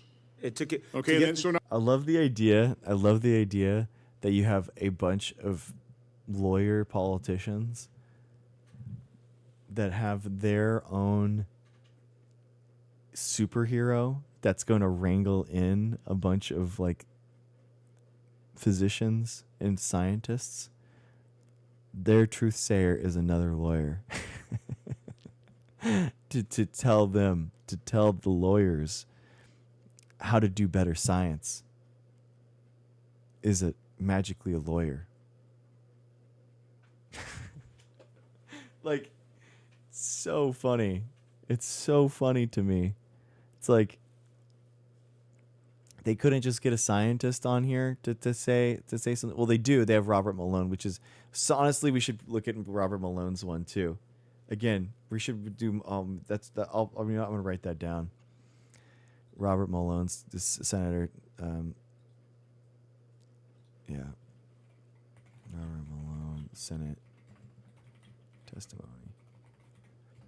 So embarrassing, guys. It is so embarrassing. Exactly, Dr. T. Like, can you imagine? Like, oh yeah, Nunya, it's so true. Robert Malone is a failed scientist that got mad that basically his stuff wasn't being used for this stuff, and then he claimed out of nowhere that he is the inventor of the mRNA vaccine out of nowhere, even though he just delivered GFP to mice or something, and then now he claimed that he is the inventor of the vaccine. Like, just nonsense, dude. now drum roll. Yes. What did the V-Save data show once you finally extracted it by a lawsuit using the courts? Yes. What did they show you about how safe the Here's what injection was? Here's what it showed. In contrast to the dozens of studies. So he reported, he put out his own study. This is what we would want to see, right? Okay. Good faith. Okay. Good faith interpretation of the data. We would want to see the same methods that were used by the CDC on the open data set, on their closed data set, right? We would want to use the same methods again on that other data set, because then you'd show and you'd pinpoint the problem was that the obfuscation was actually showing something that was hidden, right? Because then the only variable would be the data itself. So you'd use the exact same analyses, the exact same materials and methods on that data set through the same publishing, the same scientific rigor on both of them. And then you would see that there was some obfuscation of the original data. That's what we would want to see. Exactly, Dr. Mo. Exactly. You'd want to replicate it as much as possible, and you would want a good faith data interpretation. So you'd want to have independent people, epidemiologists that were coming in, independent virologists that were coming in, verifying this data. Vaccinologists, not virologists, sorry. Physicians, teams of physicians that would want to see, and you'd want to independently verify with another person. So another team, not tied to there. And you'd want both of them to align. That's what you'd want to see. So that's what you want to say. Let's see what he did. Now let's see what he did. I'm going to think that he didn't do any of that, guys. I'm just going to throw it out there that he didn't do any of that. I'm just spitballing. I'm spitballing here. Here we go.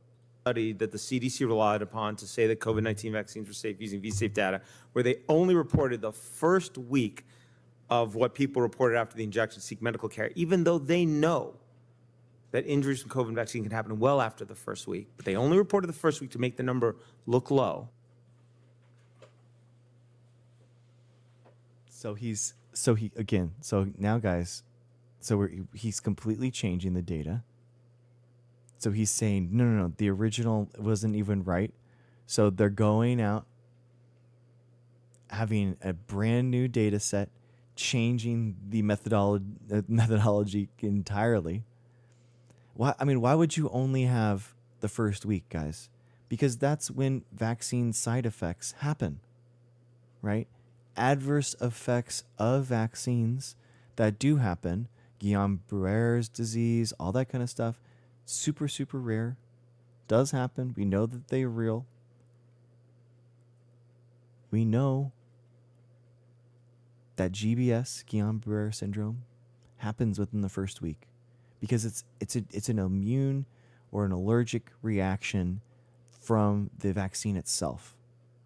And it's not going to stay in your system for weeks and months as like a hidden time bomb kind of thing. So that's how we know it happens, because we know we've done a lot of research on vaccine side effects. This isn't our first vaccine side effect that we've ever known. So we're taking that information and we are now applying that to this. Let's see what he did. And even though they designed the system to collect medical seeking behavior for 6 weeks after getting the vaccine and 3 more instances after that, when we got the data, it showed that 7.7% of vSafe users reported needing medical care after the COVID-19 vaccine. And at what time period? Yeah, at some point they are. So again, you want to see how long that group is compared to people. Maybe that's a normal rate of people seeking medical care during a pandemic because they've been exposed to SARS-CoV-2 and they have COVID-19, right?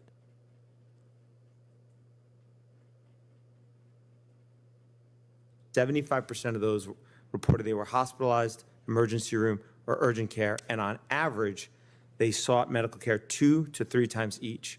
All of this data is publicly available now. Dude, again, so nonsense. So again, he has no idea what he's talking about. He has no... He's just saying, okay, wow, all these people in the next year went to see a doctor. Therefore, vaccines have the problem. That's not how you do it. That's not how you do this. Exactly, Shadowcat. Exactly. Like, come on, man. Like, this is just so bad faith, guys. Can't we see? I mean, isn't this? I mean, come on, right? We're not talking about, like, he could have done this with the original data, right? He could have done this with the original data, but he didn't. He's trying to say that there's some truth-saying ability that he has. That's not true. Exactly, Dr. T. And guys, his whole thing was that it had to be publicly available, right? His whole thing is that all the data that he's doing has to be publicly available, that the CDC has to have all his data publicly available. So where is his? Where did he publish his analysis? Where did he publish his materials and methods?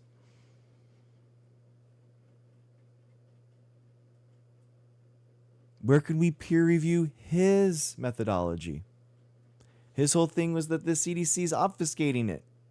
What did he do? He didn't publish anything. He didn't make anything public. He didn't do any sort of peer review process. He's just exactly what Dr. T is saying. He's saying, trust me. Trust me, bro. It's embarrassing. This is why his literature review, his citation, exactly, Shadowcat. There's none. There is none. He doesn't have any publications to his name. He doesn't have any publicly available data. And so if you're asking... And by the way, and a quarter missed a day of work, which, by the way, Thomas Schumer Bakura in a video before the emergency use authorization about the safety surveillance system said, we're going to take this so seriously. If somebody loses a day of work, we're going to have a CDC official on the phone following up, checking it out. Was that your experience, Dr. Walskog? Absolutely not. Not exactly. Do you want to say anything else about that? I know I've been kind of stomping on you. No, not at all. No, it's just this. When they designed VSafe, the only data that probably could have assessed safety was medical seeking behavior. So you would hope our federal health agencies had a number. Look at how, how often COVID itself injured people. So you want to make sure the vaccine's safer than that, right? So wow. Was it one? Wow, he actually says that the COVID actually is injuring people. That's, wow. There we go. Okay, wow. I guess, well, we'll take what we can get, I guess. I don't know. And 200 sought medical care. They pulled the plug. 1 in 100 people reported seeking medical care VSafe. Then they'd pull the plug. The data showed 1 in 13 people sought medical care on average 2 to 3 times each. I don't think there was a number, unfortunately, that would have been sufficient for a CDC to pull the plug. So what is he talking about? That he's just saying. Questioning. Mr. Siri,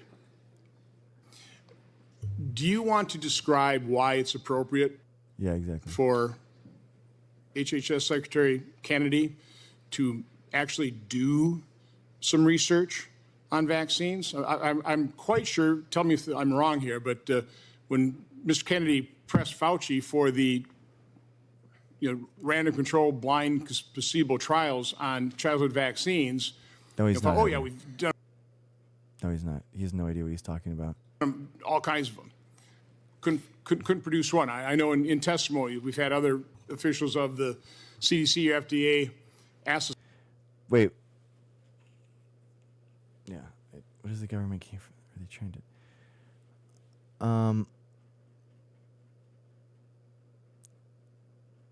I think they're trying to discredit science. It's more of like them trying to discredit science as a Republican Party, because the Republican Party wants to have a stranglehold on the truth, because Trump wants to have that stranglehold on the truth. I mean, in fascism, the truth is something physical that the autocrat owns. So any type of independent knowledge gaining or seek truth vehicle is an enemy of the state. because it can show that the autocrat is wrong. And you can't have that. The truth is only held by the leader, and that is it. So that's why it's so dangerous, and that's why science has to be taken down in their minds. No, they don't, Heather. That's nonsense. Same question. They just can't come up with them. So can you set the record straight in terms of what studies have actually been done on the vaccines on the childhood schedule? Absolutely. So in my 66-page submission, I set out every single routine childhood vaccine on the CDC schedule today with sources citing to the FDA underlying clinical trial documents that confirm. So if you dispute this term, you got to argue with the FDA. Not a single routine childhood vaccine on the current schedule, other than the Covaxin licensed for 12 and older, was licensed based on a clinical trial in which the control group received the placebo. And again,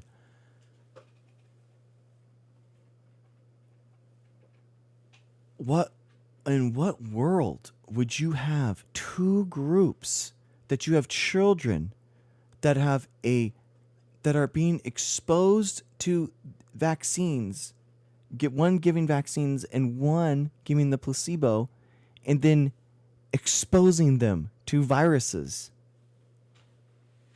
In what world? That is so unethical. And you don't do that. And the Denmark study does talk about this, actually. They don't allow the 2% of Denmark kids that are non-vaccinated, they don't add them as the null group in their study. Why? This is actually interesting. Why would you not want unvaccinated kids to be in as the negative control in that oh, thank you, Paige. In that study, guys. Let's see if someone can get it. It's late, but let's see. Why you have 98% of kids that are vaccinated in Denmark. Why wouldn't you want to compare that against the 2% that are unvaccinated? They don't expose them. True. But then also, someone who is unvaccinated isn't going to be regularly getting pediatrician appointments, right? They're not going to normally be going to the doctor. So what's going to happen is that they're not going to be getting, the only variable won't be the vaccination. It's going to be a whole host of other things. They're less likely to seek medical treatment. They're going to be sicker because of other things. So that they don't make a good control group because of that. So they're not going to want to have those 2% of kids aren't going to be good to be used to compared to. Yes, they do, Waheen. Yes, they do. That is just nonsense. Exactly, Ness. Exactly. External factors is a great way to put it. Exactly. The external factors aren't going to be with these groups of people that are already so divergent, guys. They're already doing so many things. Exactly, Erodes. Yeah.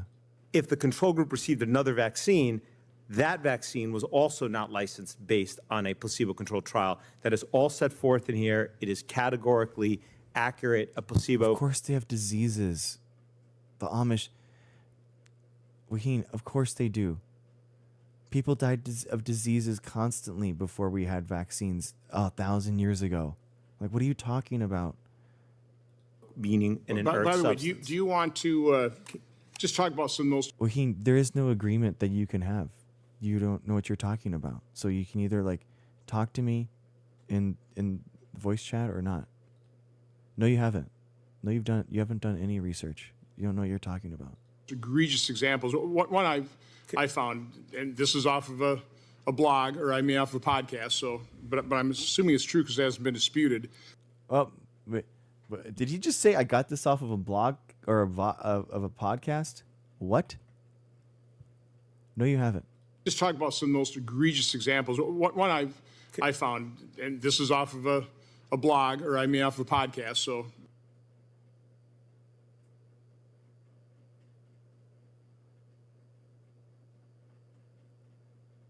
What? This is the Senate. These are the leaders of our country. 380 million people. They are impugning the entire field of microbiology, immunology, physicians, the AMA, the entire global science.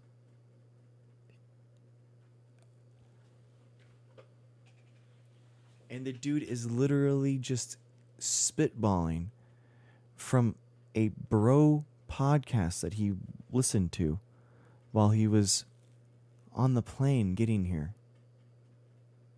He has the capability of having world experts summoned before him on any topic that can actually be being educated on this. But he summons a lawyer and he asks an asinine question based off of a podcast that he just read. Are you out of your mind, dude? Come on, guys. Like, is this... What? But I'm assuming it's true because it hasn't been disputed.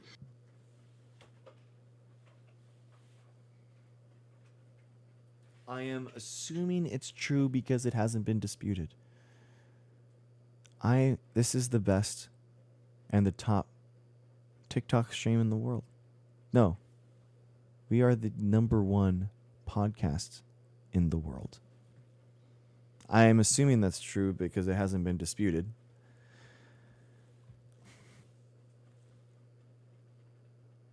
Prove me wrong, bro. Prove me wrong. Dr. T, exactly. This is the best cooking channel in the world. It is true. I do cook them well, Dr. T. I do cook them well. That is true. This is so embarrassing. This is so embarrassing. I do exactly, Mad Kitty. How did the accountability has to be given to these people? These people are insane. Apparently, the approval for the aluminum adjuvant in vaccines was done off of a trial with 4 rabbits. And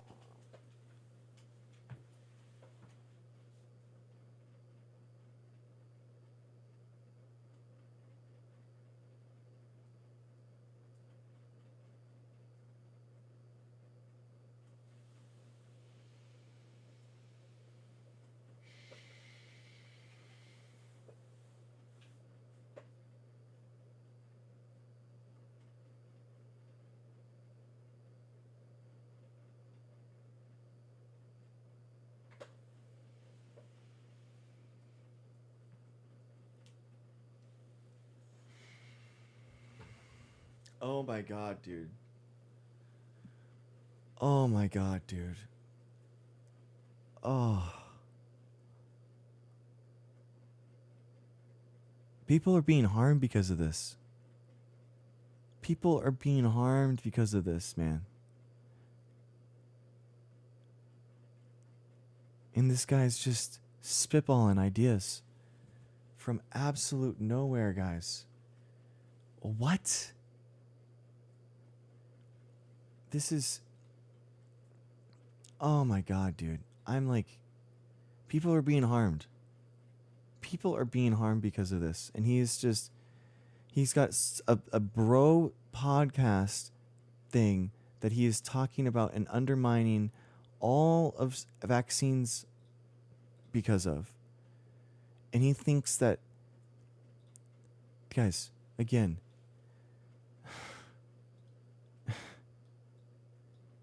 The biggest vaccine study of its kind. Aluminum absorbed vaccines and chronic diseases in childhood. A nationwide cohort. This is the Danish study that I keep talking about. This is what I keep talking about, guys. 1.2 million kids over 25 years. 1.2 million kids over 25 years.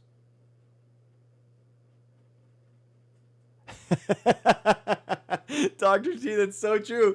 That's so true. He doesn't even source the podcast. At least, is it Theo Vaughn? Like, what is this? Like, you know what I mean? He doesn't, that's such a good point. He doesn't even cite the podcast. He doesn't even cite the podcast.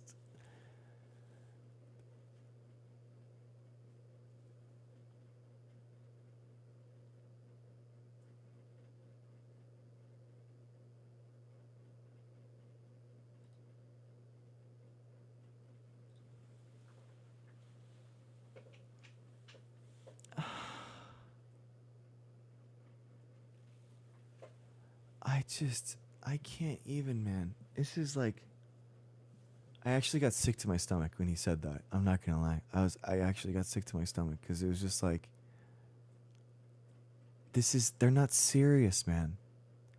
These people are not serious, and people take them seriously, and they do harm to people, to kids, to future generations, and they just don't care. They just don't care. They're so dangerous. One of the rabbits died. They killed the other ones after 28 days and found all kinds of aluminum in the body, but they approved it. So good to go. Is that true as well? Aluminum adjuvants are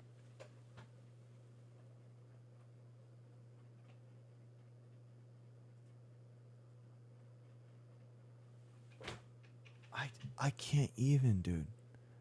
I can't even believe it. I can't even believe it.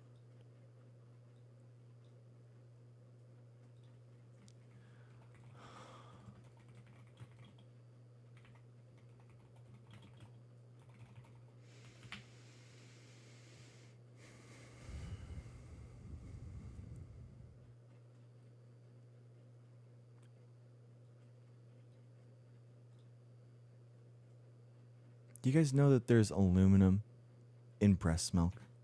You guys know that? You guys know that? There's actually aluminum in breast milk.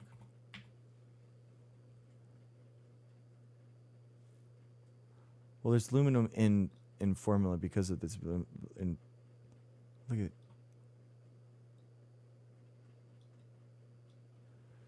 aluminum breast milk studies. There's more aluminum in breast milk than there is in vaccines. The adjuvant is a specific thing that is put in there in order to try to cup the antigen and to try to allow a little bit more of the antigen out over time. The idea is that it increases the vaccine response, and you get better antibodies production out of it. That's why it's used. It's very simple. It's very simple, guys. It's very simple.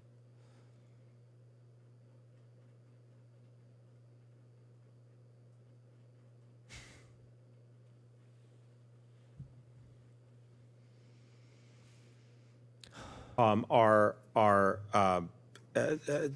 not, they're used to induce autoimmunity in lab animals. They are part of the active ingredients. They're not separately approved as their own standalone product. Injecting a child with just aluminum adjuvant would be entirely unethical because it has.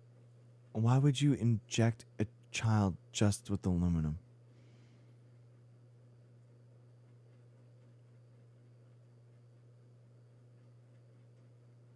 Like, what is he talking about? There's no therapeutic value in and of itself, unless you want to treat them like a. You would. That's what he just said. You would never inject a child with aluminum adjuvant because it has no therapeutic by itself. Yeah. Because an adjuvant as a vaccine antibody response. So it wouldn't make any sense by itself, because you need, it's the aluminum's there for the vaccine and the antigen inside the vaccine.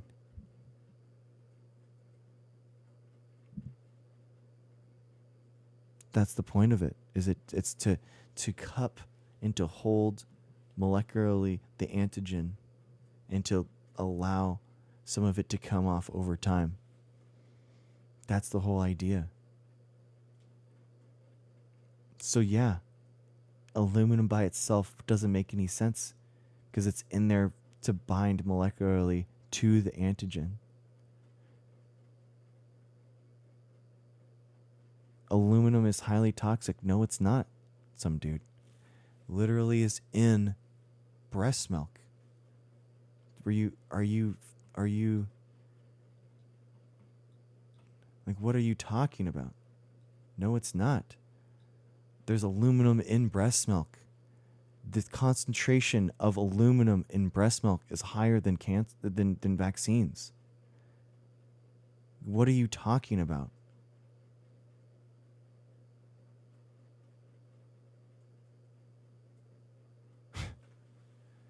You guys are just insane.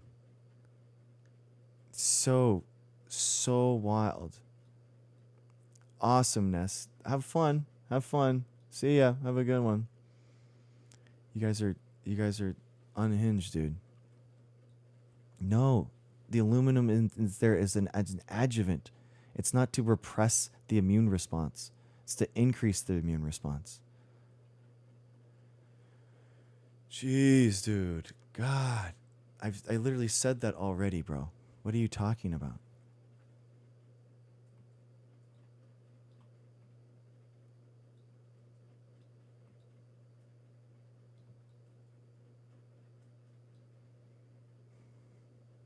No, it's not.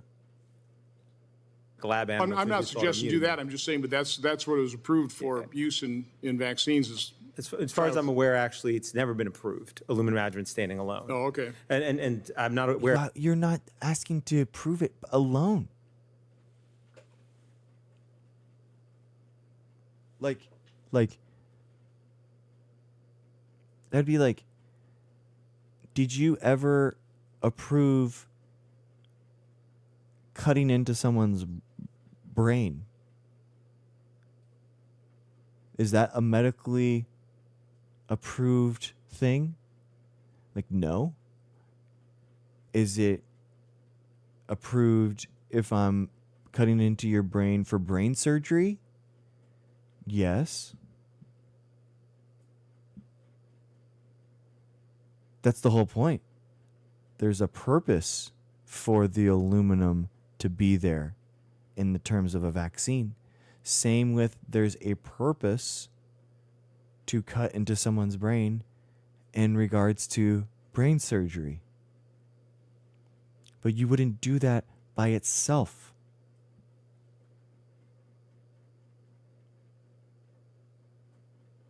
Again, nonsense, dude. Just absolute nonsense, these guys. They're not sending their best, man. These people are not saying that. They're not serious. Of any such approval. But to answer your question, why look at the safety of of childhood vaccines? And the answer, I think, is this. We should be looking at all environmental insults because we are in the midst Dr. right Tuden. As far as I'm aware now of a pandemic. There's been a lot of talk. We got to be ready for the next pandemic. We have a pandemic right now. It's a pandemic of chronic disease amongst our children. Over 50% of kids in America have a chronic disease right now. That's up from... That's obesity. The greatest chronic disease that's happening right now is obesity. Not vaccines. Insane, dude. Insane. Under 13% in the early 80s. What's changed? What has caused massive immune dysregulation to occur amongst our children? Why do I say that? Because most of the chronic diseases that we've seen exploding, asthma, you go down the list, have an etiology in being a form of immune dysregulation. Oh, damn. I'm really happy we have this medical doctor here that's telling us this. Really nice to get that he's informing us on this. Oh, never mind. He's just a lawyer. He has no idea what he's talking about. Not our, and I've set that forth in my submission as well. So you have an explosion in chronic disease since the early 80s. Most of those chronic diseases are a form of immune dysregulation. What has changed in terms of might be causing the immune systems of our children in mass to go haywire? Well, maybe we should start by ruling out the fact that we have gone from 3 injections on the CDC schedule in 1986, the year the National Child Vaccine Draft was passed, to currently, if a child gets the full CDC schedule, follows it today, by 1 year of age, gets 29 injections, including in utero, okay? Again, oh my God, this in utero thing. This guy is insane, dude. 3 to 29. And every one of those vaccines, as I mentioned earlier, was clinical trialed and licensed by a company knowing they would not be liable for design defect claims. He's literally suing these companies for exactly this. He's just...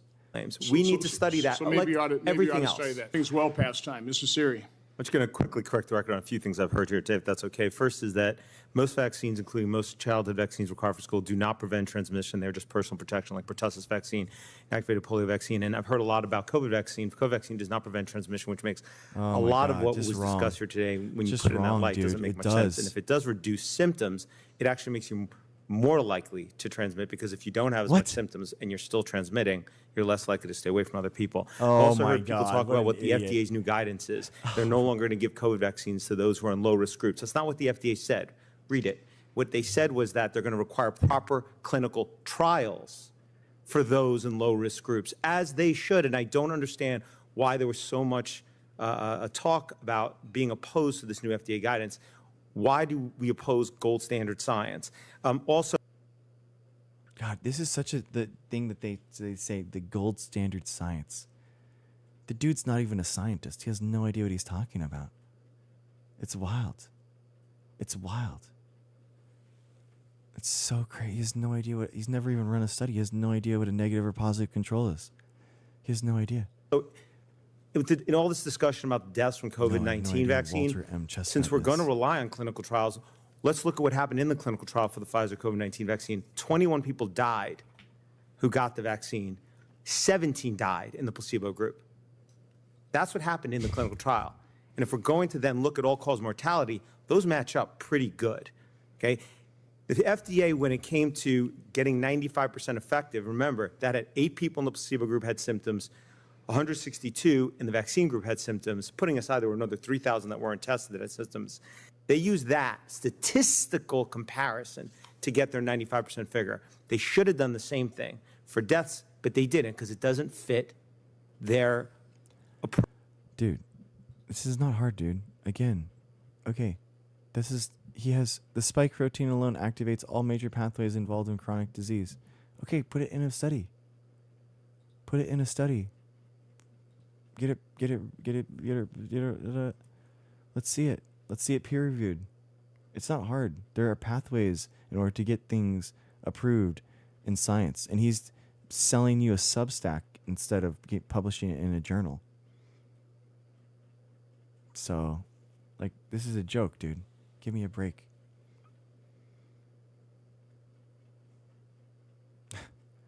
It's wild, dude. It's wild. I know exactly, Dr. T. Like, what is... These guys just keep staying... They honestly have so good... Incredible... He has incredible... No, he doesn't have research. That's not what this is. He has a blog. That's not... blogs aren't research. That's not... So, again...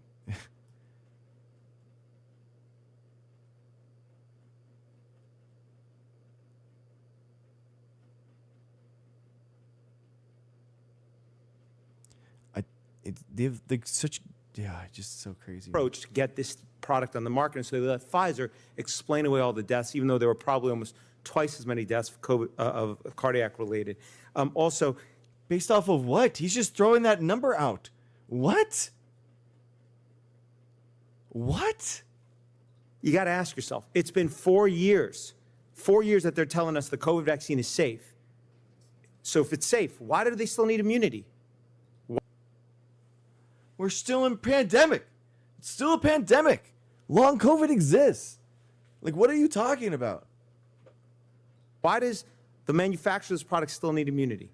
All you'd have to do is two things to not get sued, just like you do with drugs. One, make it as safe as technologically possible, and two, disclose the risks. Then you can't sue for design defect claims, and you can't sue for failure to warn. Why don't they just live? Dude, it actually shows me. Dude, this is exactly why they should have honestly more immunity.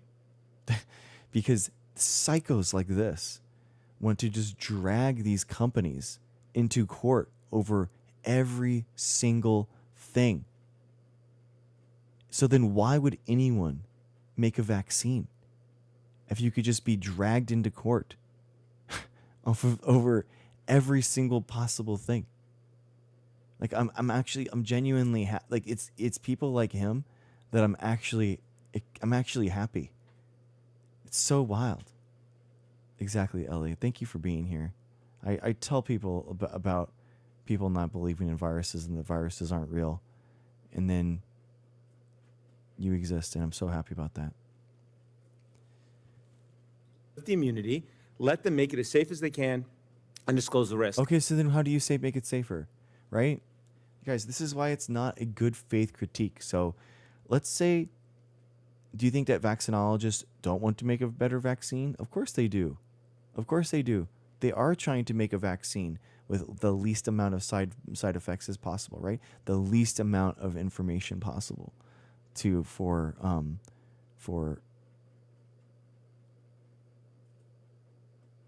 the least amount of adverse side effects. Right? That's what they do. We know that.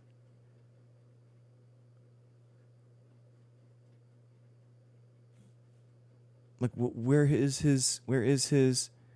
See a shadow cat. I'm going to bed too.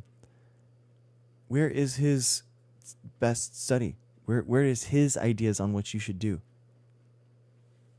There is none. He's not proposing anything in good faith. Even drugs given to small populations can exist and make a profit because they do those two things. And why, after 40 years of childhood vaccines, can they not lift the immunity for a lot of them? Why? You got to ask yourself that question, because they don't either want to make them safer, because for whatever reason, or they don't want to disclose the real risks. Oh my God, this guy's a psycho. This guy is an absolute psycho. I'm so glad. Exactly, Dr. T. These guys are crazy.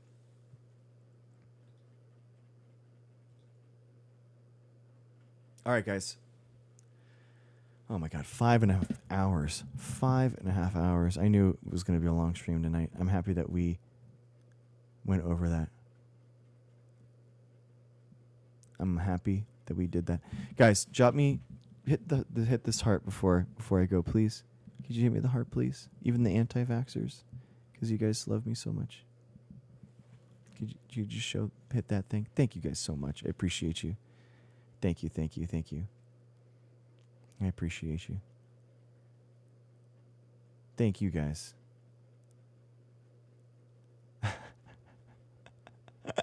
I know, right, Dr. T? I'm like... I know. Yeah, Frank. Yeah. There's more people in here, so I just wanted to get everyone. Exactly, Meg. I'm not a physician custodian, so not a physician.